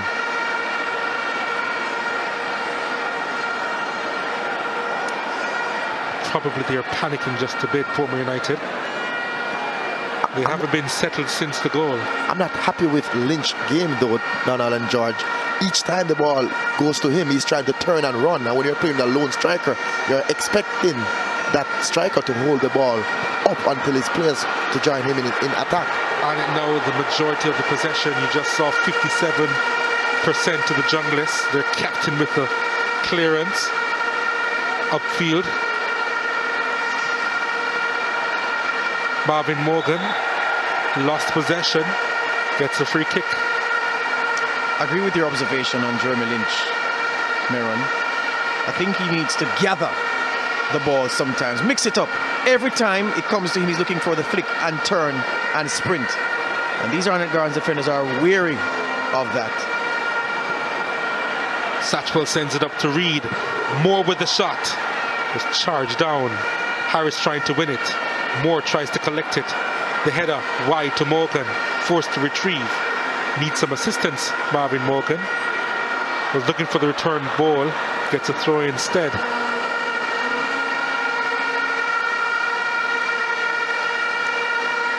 Morgan to take the throw himself. Finds Harris.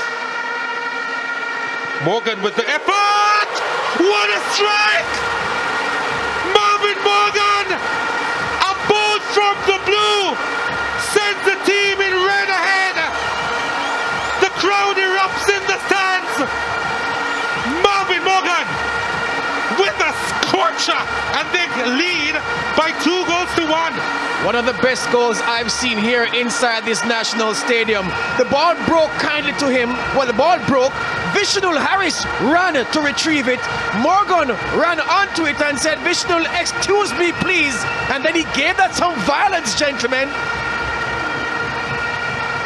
That's the word, George. It was a violent kick. What a goal there by young Morgan though. What a goal. George said that is one of the best goals he's seen in the stadium.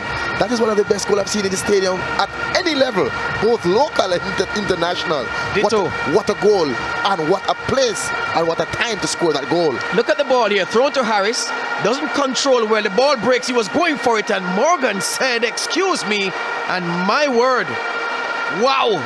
One of the smallest men on the pitch, if not the smallest man on the pitch, striking it with ferocious power. Wow. Coaches always blame goalkeepers with goals scoring at the near post, but trust me, I just cannot blame Sean Paul. That was just a very, very good goal. Well struck there by Marvin Morgan. Morgan is known for producing magic. He did so at the schoolboy football level for St. George's College, and he really did some special strikes, especially here at the National Stadium. St. George's College won the Manning Cup, but that was a special strike. Gentlemen, Arnett Gardens down to 10 men because O'Neill Bigger-Thompson, their captain, is off the field with what appears to be a back injury. Arnett were trying to delay the restart of the game, but the referee was having none of it. He said, if you're injured, get off the field and let me get on with my game. So that's Bigger-Thompson on the sideline as Portmore make a change. Bigger-Thompson off the field, Arnett short-handed, and he's back to his feet as Kareem Manning has been taken out, gentlemen. Portmore United going to their bench first. Number 15 coming on. Seems as if it's East. Javon East. Yes, it is. Jovan East coming on. Jovan East, yes. So East replacing Johnson. It's an attacking move. Defensively though, this back four for the Portmore team is not having a good game, Donald and George. They are not communicating, they are not covering each other, and 1v1 they are very, very poor in defending balls. I tell you what, gentlemen, I made the remark moments ago that Arnett wants to play this game at high octane, Portmore doesn't. Arnett have just been a yard or two quicker than Portmore, anxious, aggressive, and that's what led to that goal. They've been pressing very hard since the start of the second half. and they've got 2 early goals in the second half. Whatever Jerome Wade told them at halftime worked. We said mentally they need to work on them halftime, and trust me, I don't know what Coach Wade did in the changing room, but mentally this is a different team we're seeing now on the pitch. He did the same thing you would have done, man, which is read the players the riot act and ask them to wake up. It's a final. You have to come out here and please the crowd, especially when you have about 80% of the crowd belonging to you. Oh, Reed gets by one, trying to get by a second. Last ditch tackle there was necessary. Portmore United trying to go the other way. We have a final on our hands. What a first touch, what a second, and what a save! Siobhan East with a wicked strike with the left foot. And Damien Hyatt equal to the task. Oh my word, this match has caught fire, gentlemen. Did you see the first touch by East, George? The first touch basically set him up for the kick, and it was a brilliant save. So all around, good football here playing. This is not done yet. Corner kick to Portmore United, send inside. Ben's trying to get there. You can hear the crowd saying out. That's all they wanted. They wanted it out of the area. Seems as if every house at Arnett Gardens, Donald, is empty. Seems as if the entire Arnett Gardens community is here watching tonight.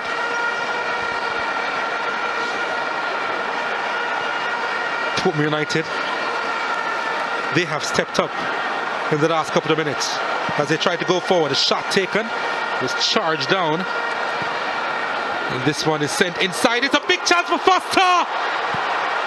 The first touch wasn't the best, just got away from him, and then he was closed down so quickly. What was the Arnett Gardens defenders doing? What were they doing? Look at this ball. Well, this is Jovan East. That's heading for goal off the outside of the left foot. Hyatt equal to the task though. Brilliant first touch, set him up, put the ball in his stride. Good kick, good save by Hyatt. And then the first touch from Foster, just letting him down there. And then eventually cleared by Thompson. But coach, how do your central defenders allow that ball to drop in the 18-yard box? On what account? I just cannot understand. Inexcusable. Especially at this level. Even at the schoolboy level, you're going to give your players a hard time. These are semi-professional players here. Managed to keep that one in play, goalkeeper Paul. Now they have to be plotting a comeback. They need to match Arnett's intensity.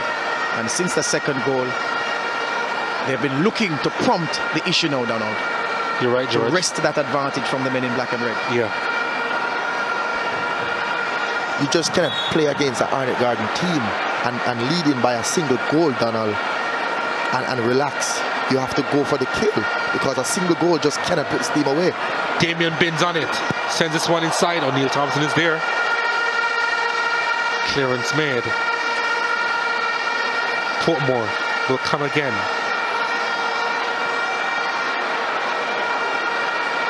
Moore. And true to his philosophy, Donald, sorry.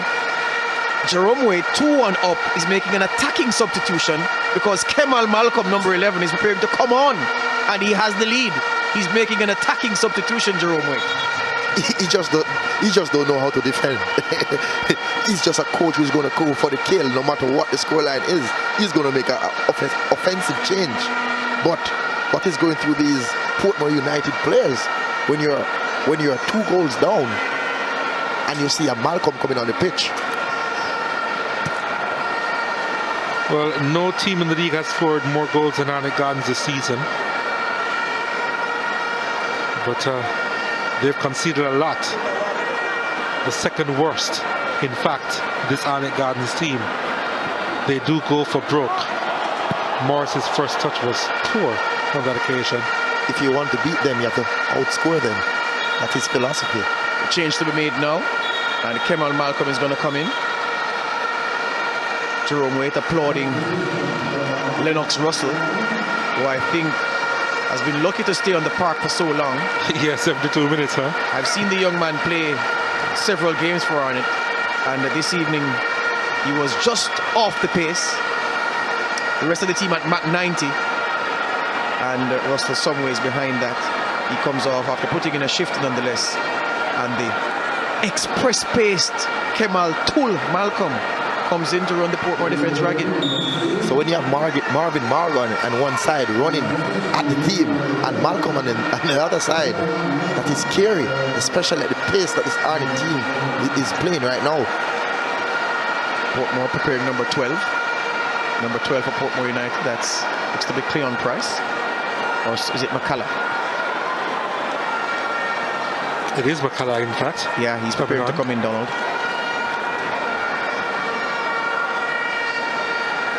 So Linville Dixon ringing the changes. McCullough set to come on very soon. In the meantime, Portmore trying to get another attack going. Marvin Morgan. Well, I think the referee was calling back the play. Yeah, Visional Harris committed the foul, yeah, and he allowed the advantage to run, but when Marvin Morgan won the ball back, no advantage accrued to Portmore, so he whistled the play. Interestingly too, Donald, it's now 73 minutes. Harris is still on the park. I'm wondering. Harris is putting in a good defensive shift. The loss of Rene Lloyd means you would want to keep someone of Harris's ball intelligence out there. He's going to push it to the limit. It's the final game of the season. Oh yes. Why not? Rest later. Heal your wounds after. Dice sends it inside. Foster. Again, his first touch wasn't the best. That was another big opportunity. Had he done better? There are gaps in the Arnett Gardens defense. And Foster is picking them up. They just cannot allow him or give him so much time because he's such a quality player. Even though for the last 2 balls, you know, his first touch wasn't the best. But because of the nature of the player, you just cannot give him so much time and space in and around your box. Jeremy Lynch coming out and Sule McCullough coming in for Portmore. So another change made by Dixon. Portmore trying to get another attack going. Damien Binns inside the area just couldn't get it under his spell. Dice getting a foot in, bringing down a player. The referee coming across quickly to show him the yellow card.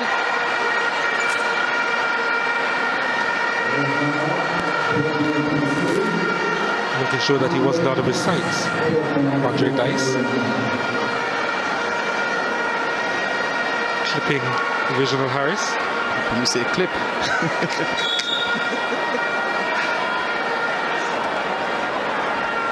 Didn't see a lot in that, to be honest, but fine. True.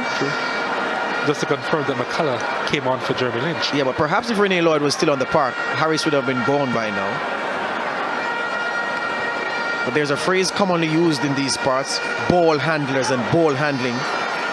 With Lloyd gone, you need a ball handler, and that's the man whose image has been replicated on fabric, Visional Harris. They call him Nasri. He's a star. So too is this one, Marvin Morgan. Bundle of energy. Reminds me so much of his father, Marvin Morgan Sr. Would run all day and fight and harry. Harris. Couldn't get that one inside. Good foul by Fabian Reed, right, coach? And also Binns was playing for that foul.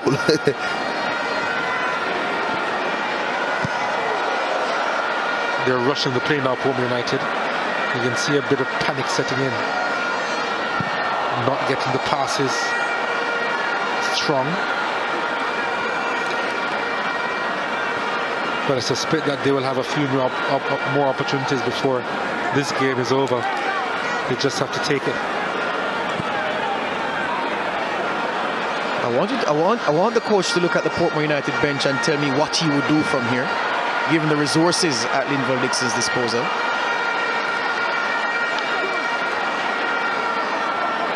Definitely though, George, I think they need to put Morrison a little bit higher. Both Grandison and Binns, Michael Binns, they are quite capable to just play 2 midfielders. That's a lovely ball. It's just turned inside. Oh, Foster! Oh my word! Malik Foster from, I don't know, 4 or 5 yards skied it. Oh my word, what a brilliant build-up play. An eye of the needle pass. Look at this pass. Through the eye of the needle, intelligently knocked across the face of the goal, beats everything in red and black. And the man in white lifts it over the bar. Oh my word, what a miss. Awful, awful miss from one of the game's best players. I told you they were going to get chances. Hero in the second minute of play. And now I can tell you, probably he just wanted to disappear. That was an awful miss there by Foster. But as I was saying earlier though, George and Donald, I think they need to go for 2 strikers, because with only 3 defenders playing in the back line for the Arnett team that can apply some more pressure, I think Bigger Thompson is way too free in the back. So he's sweeping up some loose balls. But when you're playing with 2 strikers, you just add some more pressure to that back line. You're right, I think Portmore United, they're missing a trick, but if you're going to be creating chances like that, you have to convert. I tell you what, Jerome Waite just ripped, as we look at the Portmore bench, ripped a strip of Kemal Malcolm because he felt that his inattention to defending created the opportunity for that slide rule pass to cut his defense open. Wanted some more work on the defensive end from Tull. Harris is now playing in a more advanced position for Arnett Gardens. Morgan is free. Morgan has space. Morgan looking for a second goal. No options. Decides to lay it off. Satchwell. Malcolm. They call him Tull. Went through 3 defenders. Collected the free kick. And it means so much right now. Marcelino Blackburn on the Arnett Gardens bench, the known hothead, was a while ago telling one of his teammates on the pitch to keep calm. Even he recognizes the importance of keeping your head as Malcolm tries to tie the Portmore defenders in knots there.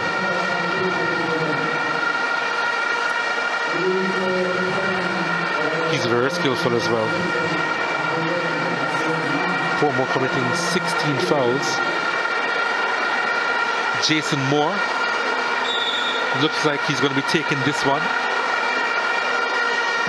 It is Jason Moore! Oh, it's wide. It's a corner. It took a deflection, yeah. Wow. That was a rocket. What a strike.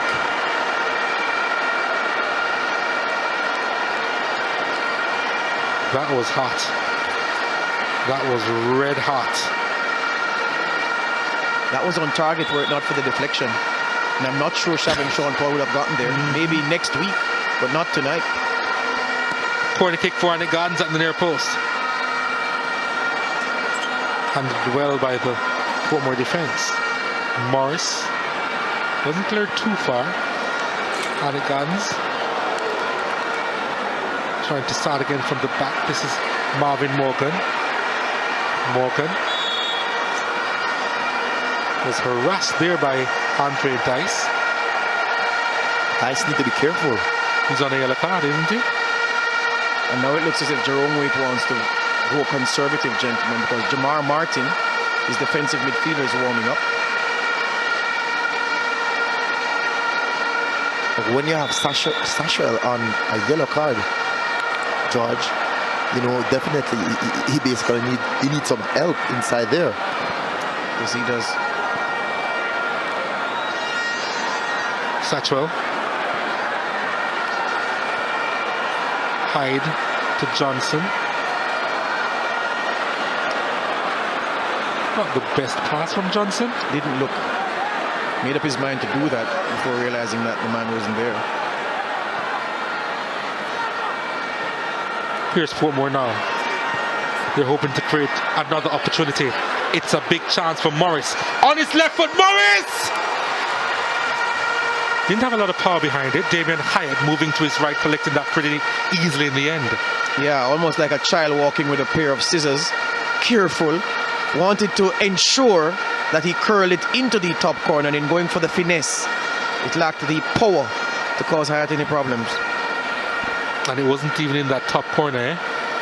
Hyatt just moving a step to his right, collecting. And Morris, of course, knows that he could have done much better there. Portmore need a reaction though, and we've seen it to their credit. They've been pressing since they went 2-1 down.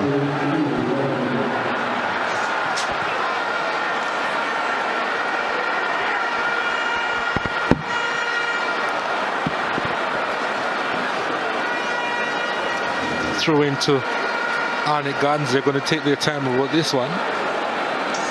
Most importantly now is to manage the game, Donald. You know, you need to run this clock as much as you can, and also you need to remain disciplined in a way that you just can't commit silly fouls in and around the box. Again, Morgan has space. Morgan goes down inside the area, was looking for the penalty. Referee says no, and I suspect he's going to get the yellow card, Marvin Morgan, for diving. Very good call there by referee Parchment. Marvin Morgan. He has a guilty look on his face, Marvin Morgan. he went down too easily there. He was buying that one. Didn't have enough money.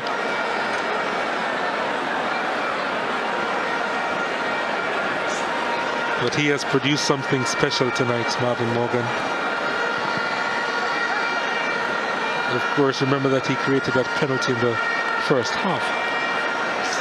Wasn't converted by Reed, of course, but he's been so instrumental in this game today. I suspect that he's definitely a contender for the man of the match. You said contender? I was trying to be diplomatic. If Arnett should win this game, definitely. Marvin Morgan is the MVP of this match. Bins of the Damien variety. Looking for options. Clearance made by Keneal Hyde. Picked up by Morris. Himself was looking for the foul. Hyde, or rather Reed. One thing I always admire about every team that Coach Wade work with, though, Donald, they are always very, very fit. They will run from ball one until the 90th or 90 plus minute. Just saw a glimpse of Jamar Martin. Jamar Martin coming on.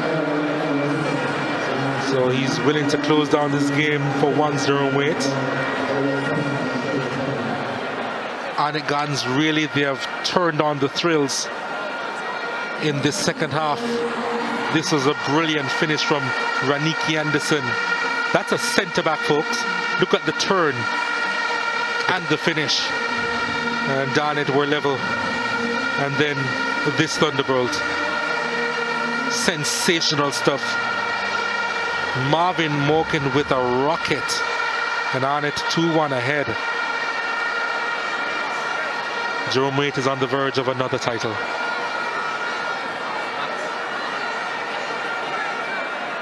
Jamar Martin.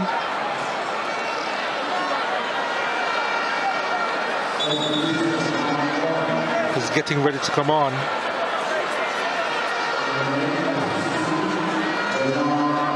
He's getting ready to close shop.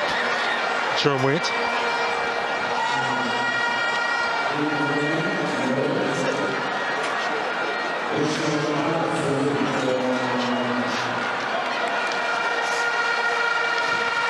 Visional Harris is now coming off for Arnett Gardens. He has put in a shift.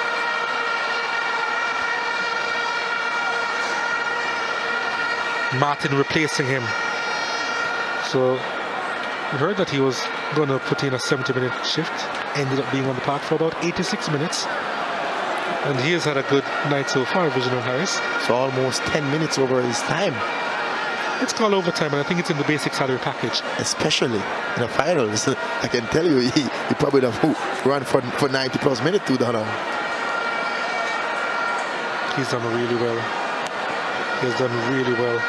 Visional Harris has done a good work today. Morgan lost it, and then committing the foul. Free kick to Portmore United. Just about 3 minutes to go.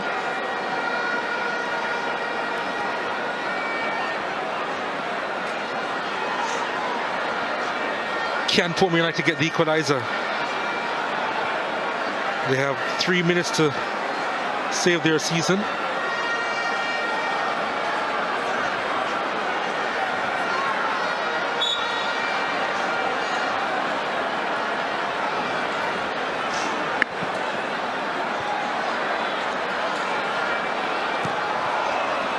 They'll kick it anywhere right now, Arnett Gardens. They don't mind, they don't care.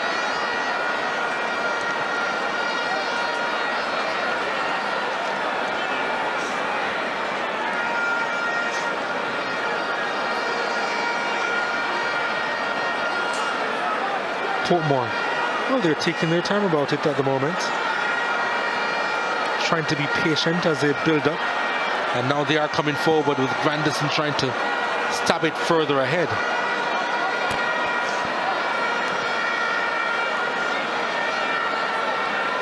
Solomon.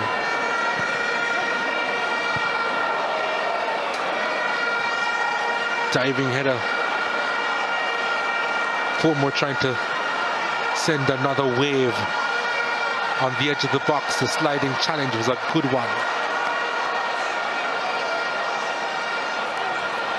All Arnett Gardens players camped in their own half as they defend this lead. They seek to hold on to the possession now with Malcolm. Malcolm!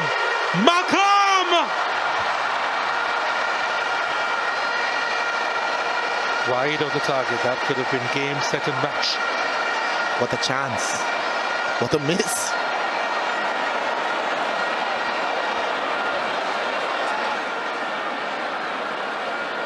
We hear from our team downstairs that 5 minutes of stoppage time will be played.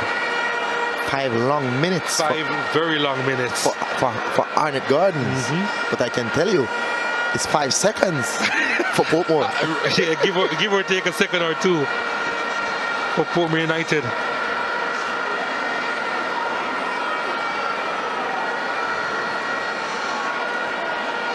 Portmore United, of course, they were on the losing end last year. The scoreline was similar. The opponents were different. It was against Montego Bay United in Montego Bay.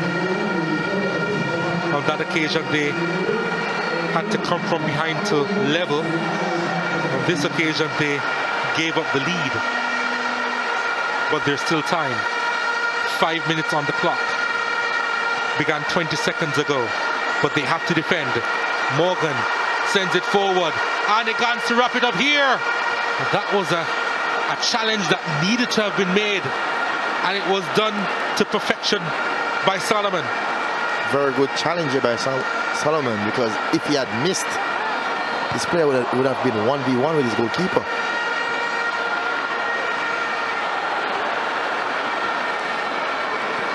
Portmore,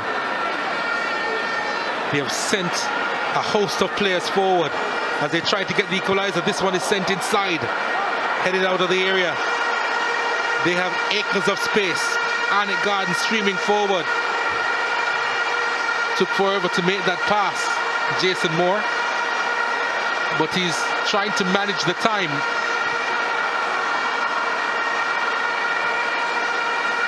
Morgan sends this one inside to Reed. Reed!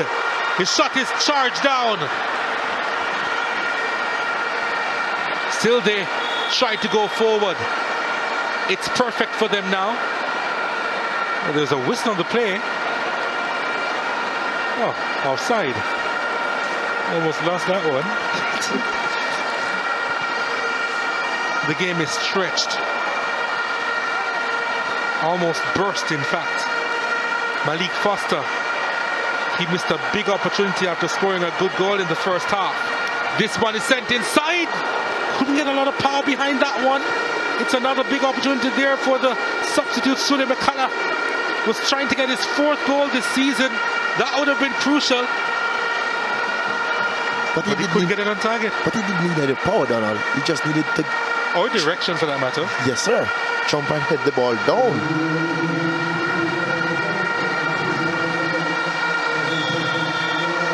About 2.5 minutes remaining in this one. We see a shot of Portmore United fans leaving.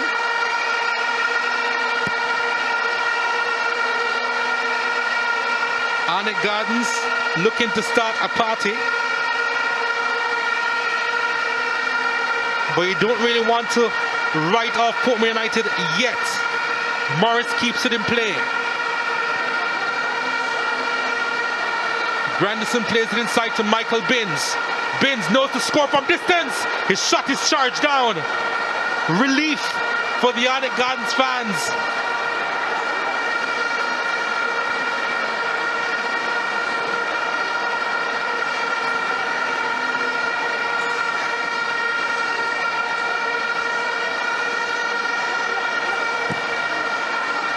Portmore still coming forward. McCullough couldn't get it under his control, but there was a whistle on the play. It's a free kick to Arnett Gardens. Relief. Minute and a half. Long minute for the Arnett team. And about a second now for Portmore team, Donald. But based on the experience that this Arnett Garden team have, especially at the back, and as an experienced coach, I think they're going to manage this one to the final whistle. Seems as if this Portmore team is beaten for the second time in a row at the finals. The similar scoreline.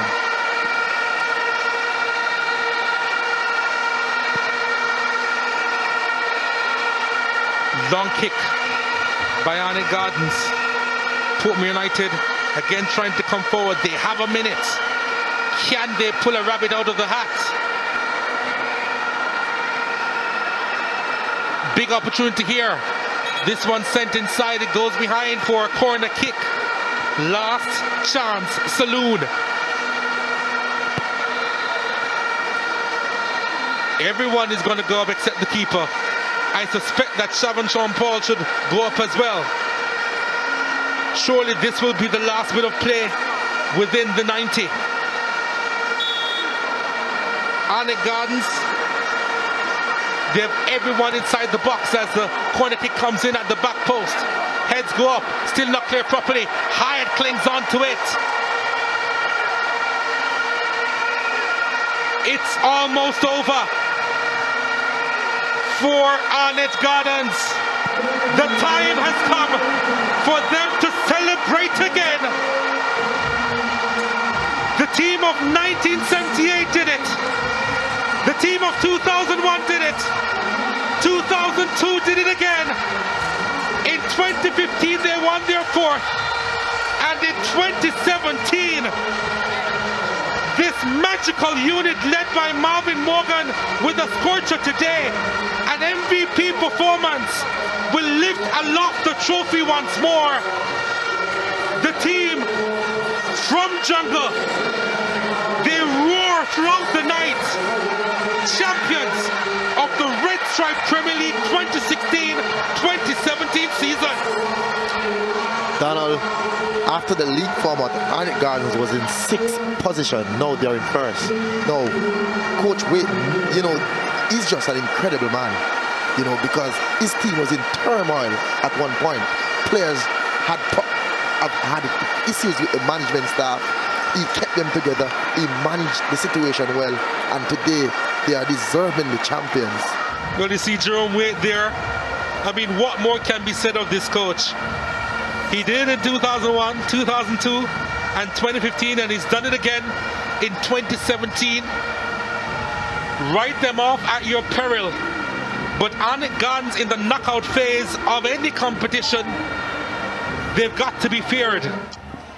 And as we take a look at the goals here, Arnett Gardens were actually rocked back very early in the 2nd minute of play. In fact, this ball was sent inside to Malik Foster, who did really well. They called him Messi, and it was a bit of magic from him to send that over the line. Yeah, it was a very good goal, very good pass also by Binns. But after this though, after this brilliant goal that the Portmore team put together, for some reason, they slowed the game down. They didn't go for the kill. And this Arnett Garden team, knowing the never say die attitude, pull back and look at this goal scored by a defender. Yep, that's a brilliant goal. That's brilliant from Raniki Anderson. That was his third goal this season. The turn and then the shot, burying that one. Shavon Sean Paul could do absolutely nothing about it, and Arnett were level. But if you think that was special, take a look at this. One of the best goals you're going to see here at the National Stadium. It was a rocket. Marvin Morgan burying that one. Probably the smallest player on the pitch, Donald. Buried that goal. The man of the match, Marvin Morgan. In the 65th minute of play. But the match was wrapped up. That was a knockout blow for Shavon Sean Paul and the Portmore United team, and they could not respond. And it turned out to be the final score. 2-1 to Arnett Gardens over Portmore United. You see the goal attempts, Portmore with 13, just 7 on target. Arnett with 8 goal attempts. They were a little bit reserved today, 4 on target, especially after the first half that they had. Fouls, numerous. Portmore with 18, Arnett Gardens with 19. You see the yellow cards shared up pretty evenly.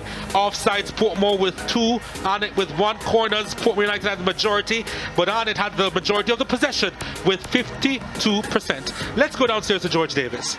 All right, so I'm here with Marvin Morgan, our man of the match. Marvin, collect this award for me. Congratulations, sir. Finals MVP. All right, Marvin, tell me about the game. You went down 1-0 early. What was going through your mind? When I look around, just like in 2009 Manning Cup, when I look around, we're under 1-0. I would decide, so now we can't let down the people, them turn out them colours, and them need it. You see me, I know I have to be the person to deliver. What did the coach say to you at halftime? The coach said that I'm having a good game, so I have to just take it to the wing back, cut in and shoot the ball. That is what I did. People are saying that's one of the best goals they've ever seen at the National Stadium. I'm sure you think so. I've scored both. I've scored 2 goals, the 2 best goals in the National Stadium, so I'm happy for that. All right, congratulations. There's another presentation for you right here.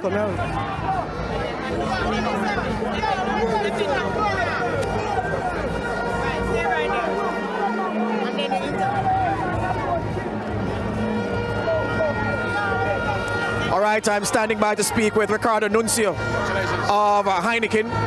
Ricardo, it's been a fantastic final. What are your thoughts on what you witnessed here at the National Stadium this evening? I think we ended the season very strong. The final was amazing. Portmore tried, but Arnett really brought it home. So I'm very excited that we're ending the season like this. We remain committed to football. We remain committed to Jamaica, and we really believe that through football we can make communities better.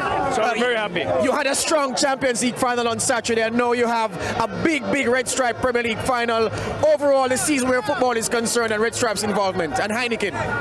I mean, we are through sports. We really think that we can make this community and this society better. So we're very committed with the Premier League. We know there was a bit of a hiccups there, but we're solving them. We're very strong with our partnership with the PLCA, and the league can only become better every year. Ricardo, thank you very much, and we hope that your support continues throughout the new year. Thank you very much. Good. Ricardo Nuncio of Heineken. Damien Hyatt is coming into the shot. Big Damien, right here with me. Damien Hyatt, the Arnett Gardens goalkeeper. Damien, you went down 1-0 early.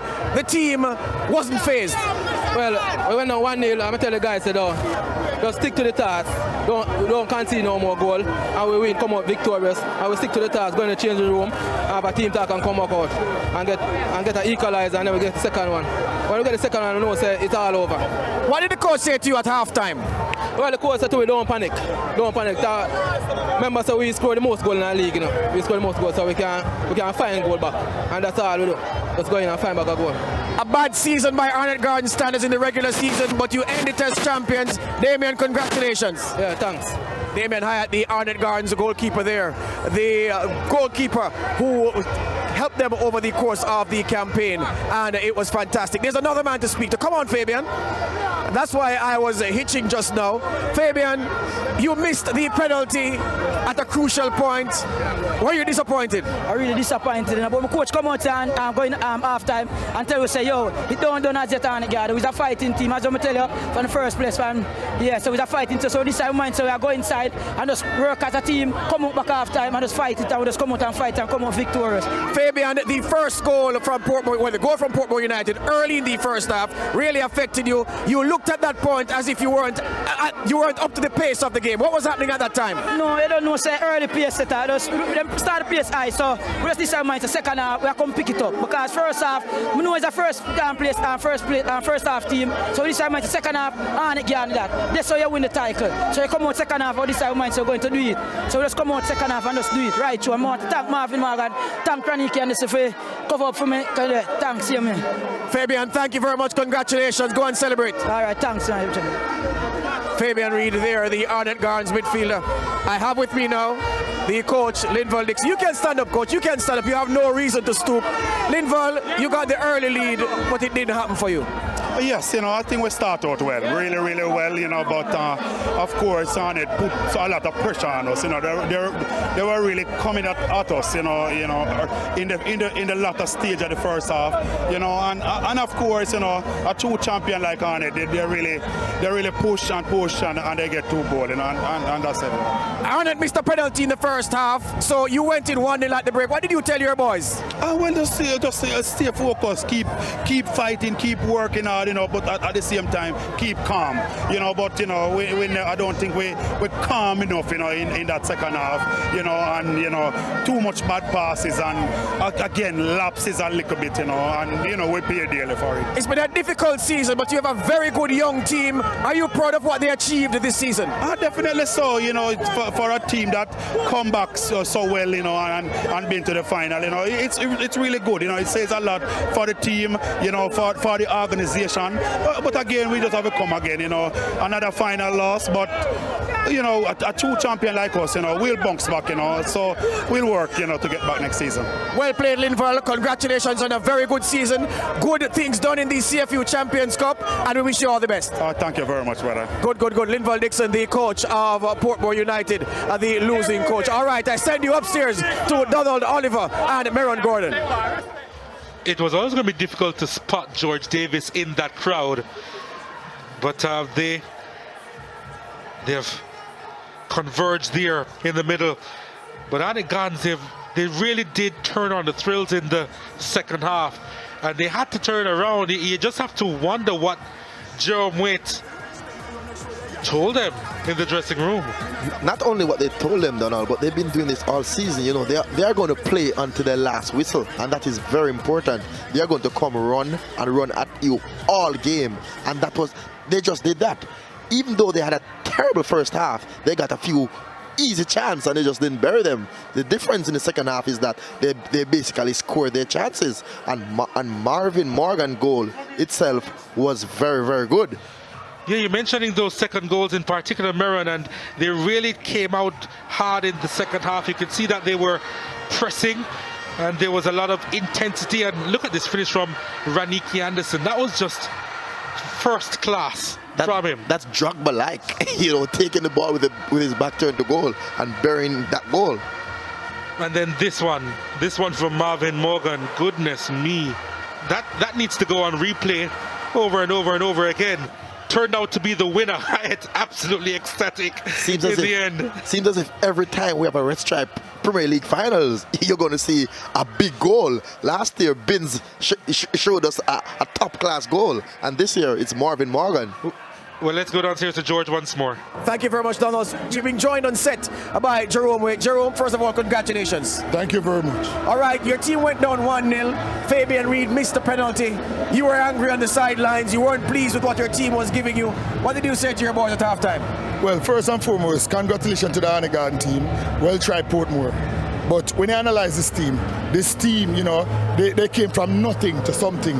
And I look at this team as the best local team I've coached. This is a team that everybody written off.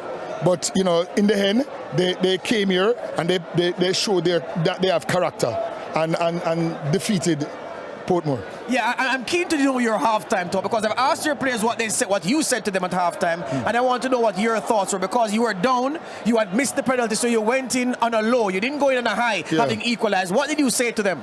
Well, you have coaches analyze things different. One of the high points of the first half is the 4 clear chances that we created. That include the penalty. And the fact that we're creating chances, although you give up a goal as early as 2 minutes, it means that your team still is in the game. So, you know, at halftime, we discuss all of that and show them that we could just keep our composure and just continue to play because as long as we are creating chance, it will come. All right, let's look at the first goal. Let's look at the goal that your team gave up, Jerome. It was from a counter-attack. You had several players caught high up the field. And when Portmore hit you on the counter, you did not have enough bodies. And then Foster had it his own way. This is Michael Binns winning the ball in your midfield. Yeah. And as he runs upfield, you only have 4 men covering, really. And this must have been a disappointing goal for you to concede on the break. As early as 2 minutes. Yes. Because, you know, one other thing I spoke to Kenil Hyde, and I said, look here, Kenil, remember the game just started, so you're going to play a stay-home game. It's not to push so many players going forward. So we need to just concentrate and play more discipline. All right, and this is your opening goal. This is your central defender. Well, he plays as part of your back 3. Jabir Johnson with the back header. And Raniki Anderson, did you know that he had this in his locker, Jerome? Well, I've seen him score a lot of goals, but I think this is the greatest one he has scored. And he never did it better than in a final. Absolutely. So what a time to score probably the best goal of your career, Raniki Anderson. And then I have to ask you about Marlon Morgan's effort because you'll see the ball break of Ishinul Harris. He tried to turn, lost possession. He was running back for it. Morgan told him to get out of the way, Jerome, and then he did that. Yes, and if you notice, it was sheer velocity. Yes. And velocity means power. And, you know, that will score at every level based on the execution of the power. And as long as any team, you know, have a Marvin Morgan, it will be a positive. All right, Jerome, we're going to let you go now, but you've said you've coached some of the best teams in this country, Arnett Gardens teams, some of the Premier League teams that people say, well, that Premier League team was the best of all time, and you're saying that this Arnett Gardens team is the best Arnett Gardens team you've coached in this Premier League. The teams of the past, those teams have class, they have quality players. When you look at what we have based on the season, you know, you will classify this team as coming from nothing to something. Yes. That's why I rate them as the best team. All right, from 6th place in the regular season to Premier League champions, Arnett Gardens, how did they get here? They beat last year's champions Montego Bay United in the playoffs. Then they went to the semi-finals and they beat the regular season champions Humberland, and they've come here and they beat last season's beaten finalists Portmore United. Say what you like about the league forward, the results don't lie. Arnett Gardens are deserved champions of RSPL 2016. They missed out last year and they've won this year once again. Jerome Waite and Arnett Gardens, good for each other. We leave you with the trophy presentation.